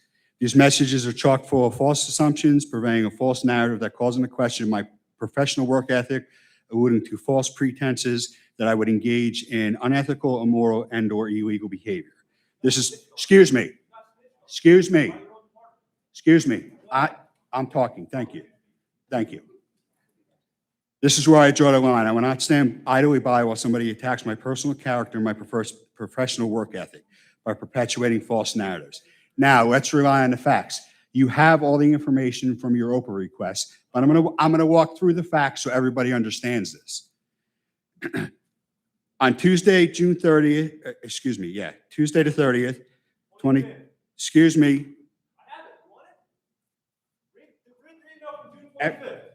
we're going to get there. If you would stop interrupting me, I'd like to provide clarity for everybody under your false assumptions, sir. I'll start where I want to start. I received an email from the mayor asking to have code enforcement look into this allegation as it was a second request. You are correct. Mr. Arlington sent us an email dated June 25th, sent to the rental complaints at jacksontownship.net address. Here's what the complaint read. Hi, I was looking at the rental list and don't see 70 Verbrena Court on the list. The home seems to be a rental that isn't registered.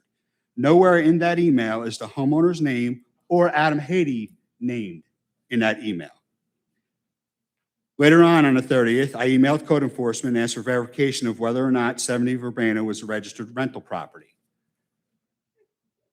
On the same date, Mr. Cheney from code enforcement sent me an email indicating the property is not registered as a rental.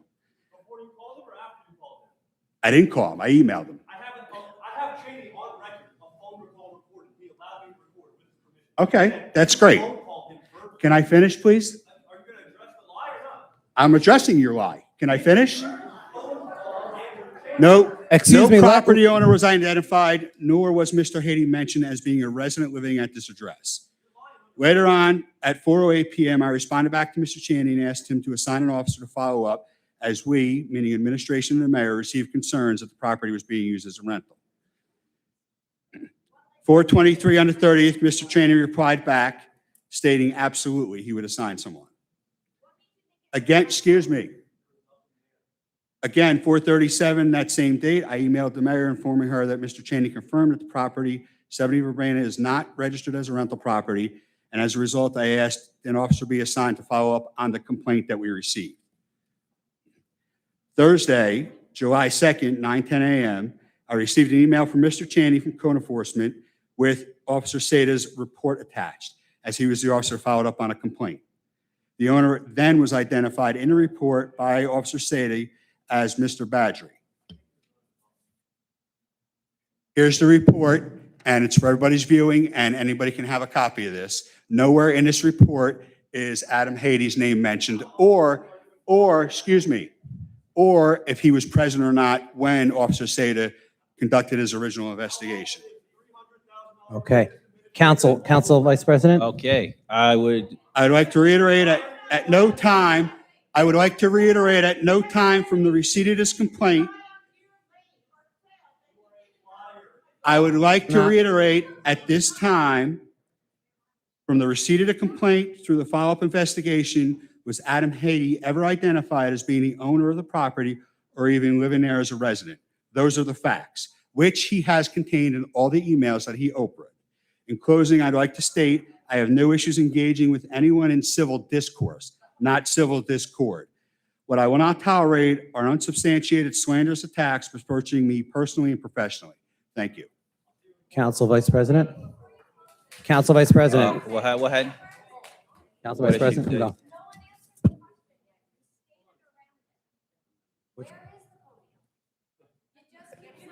It sounds like they threw it away. It's being replaced. The podium, the lectern is being replaced. This is a temporary lectern. Threw it away. They lied about it getting repaired for months, and I don't know why.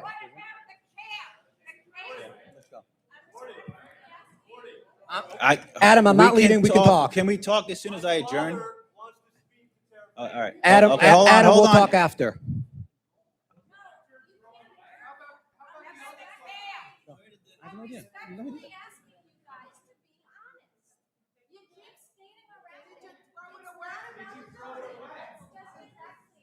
I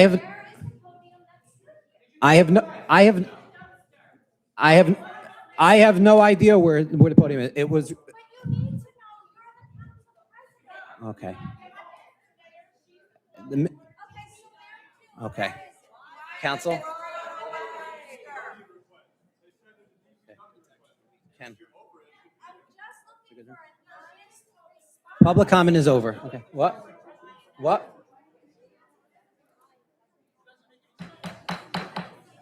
Okay, Madam Clerk, do we have a motion to close?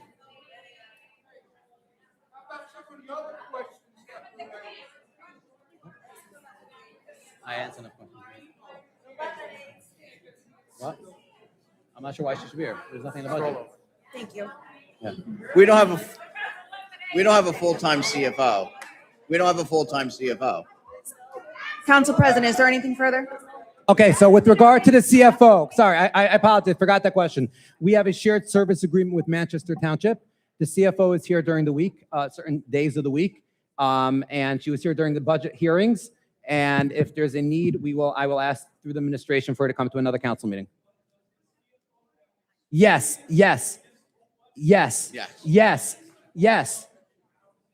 So yes, the CFO has experience with municipal budgets, and I'm not sure if there's an issue yet. I think there's a lot of rhetoric that there's an issue, but we've yet to hear that there's an issue. Council Vice President? So we're going to stay if you want to talk to us one-on-one. I do want to talk to Joe before he leaves. I mean, that's got to get reported to code, right? And I answered the questions.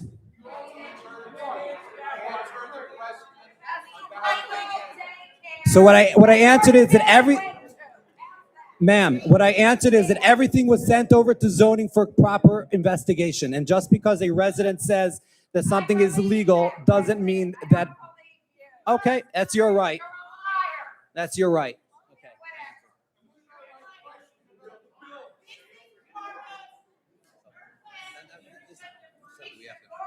Making a motion to close. Which question? Remind me.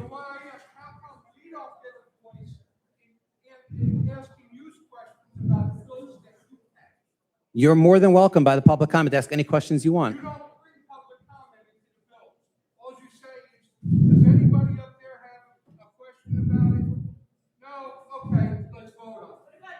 Okay. I will look into that.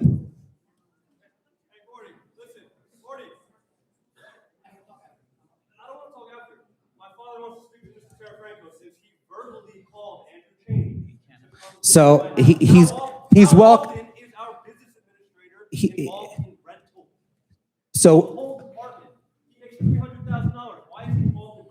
So every time the business administrator gets a complaint, he forwards it to the appropriate department. It happens all the time, every single day.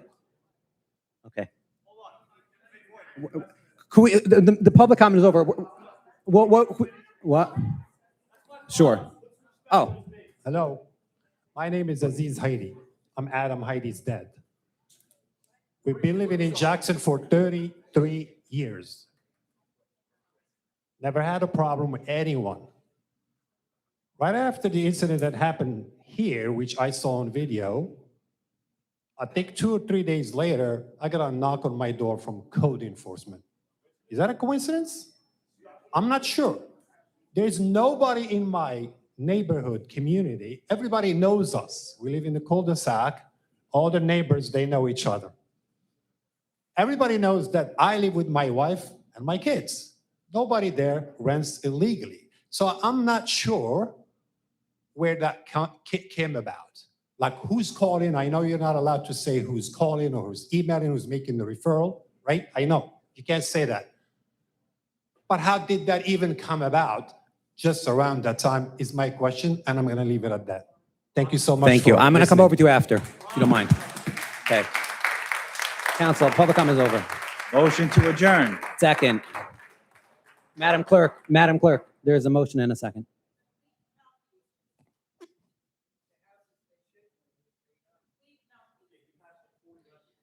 Your mic's working? Oh, I guess not. Your mic's not working? Oh. You want me to use Councilman Pollock's mic for this, so you can talk into the record for a second?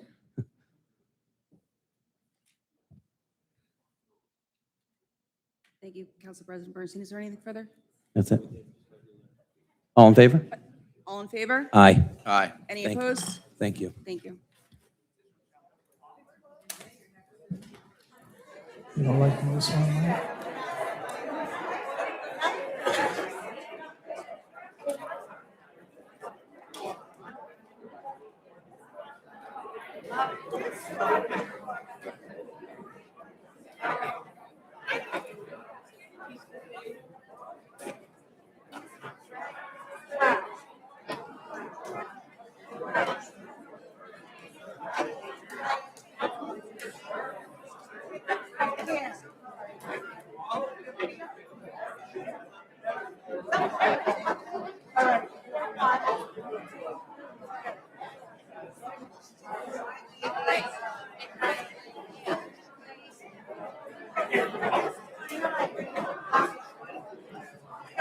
Thank you.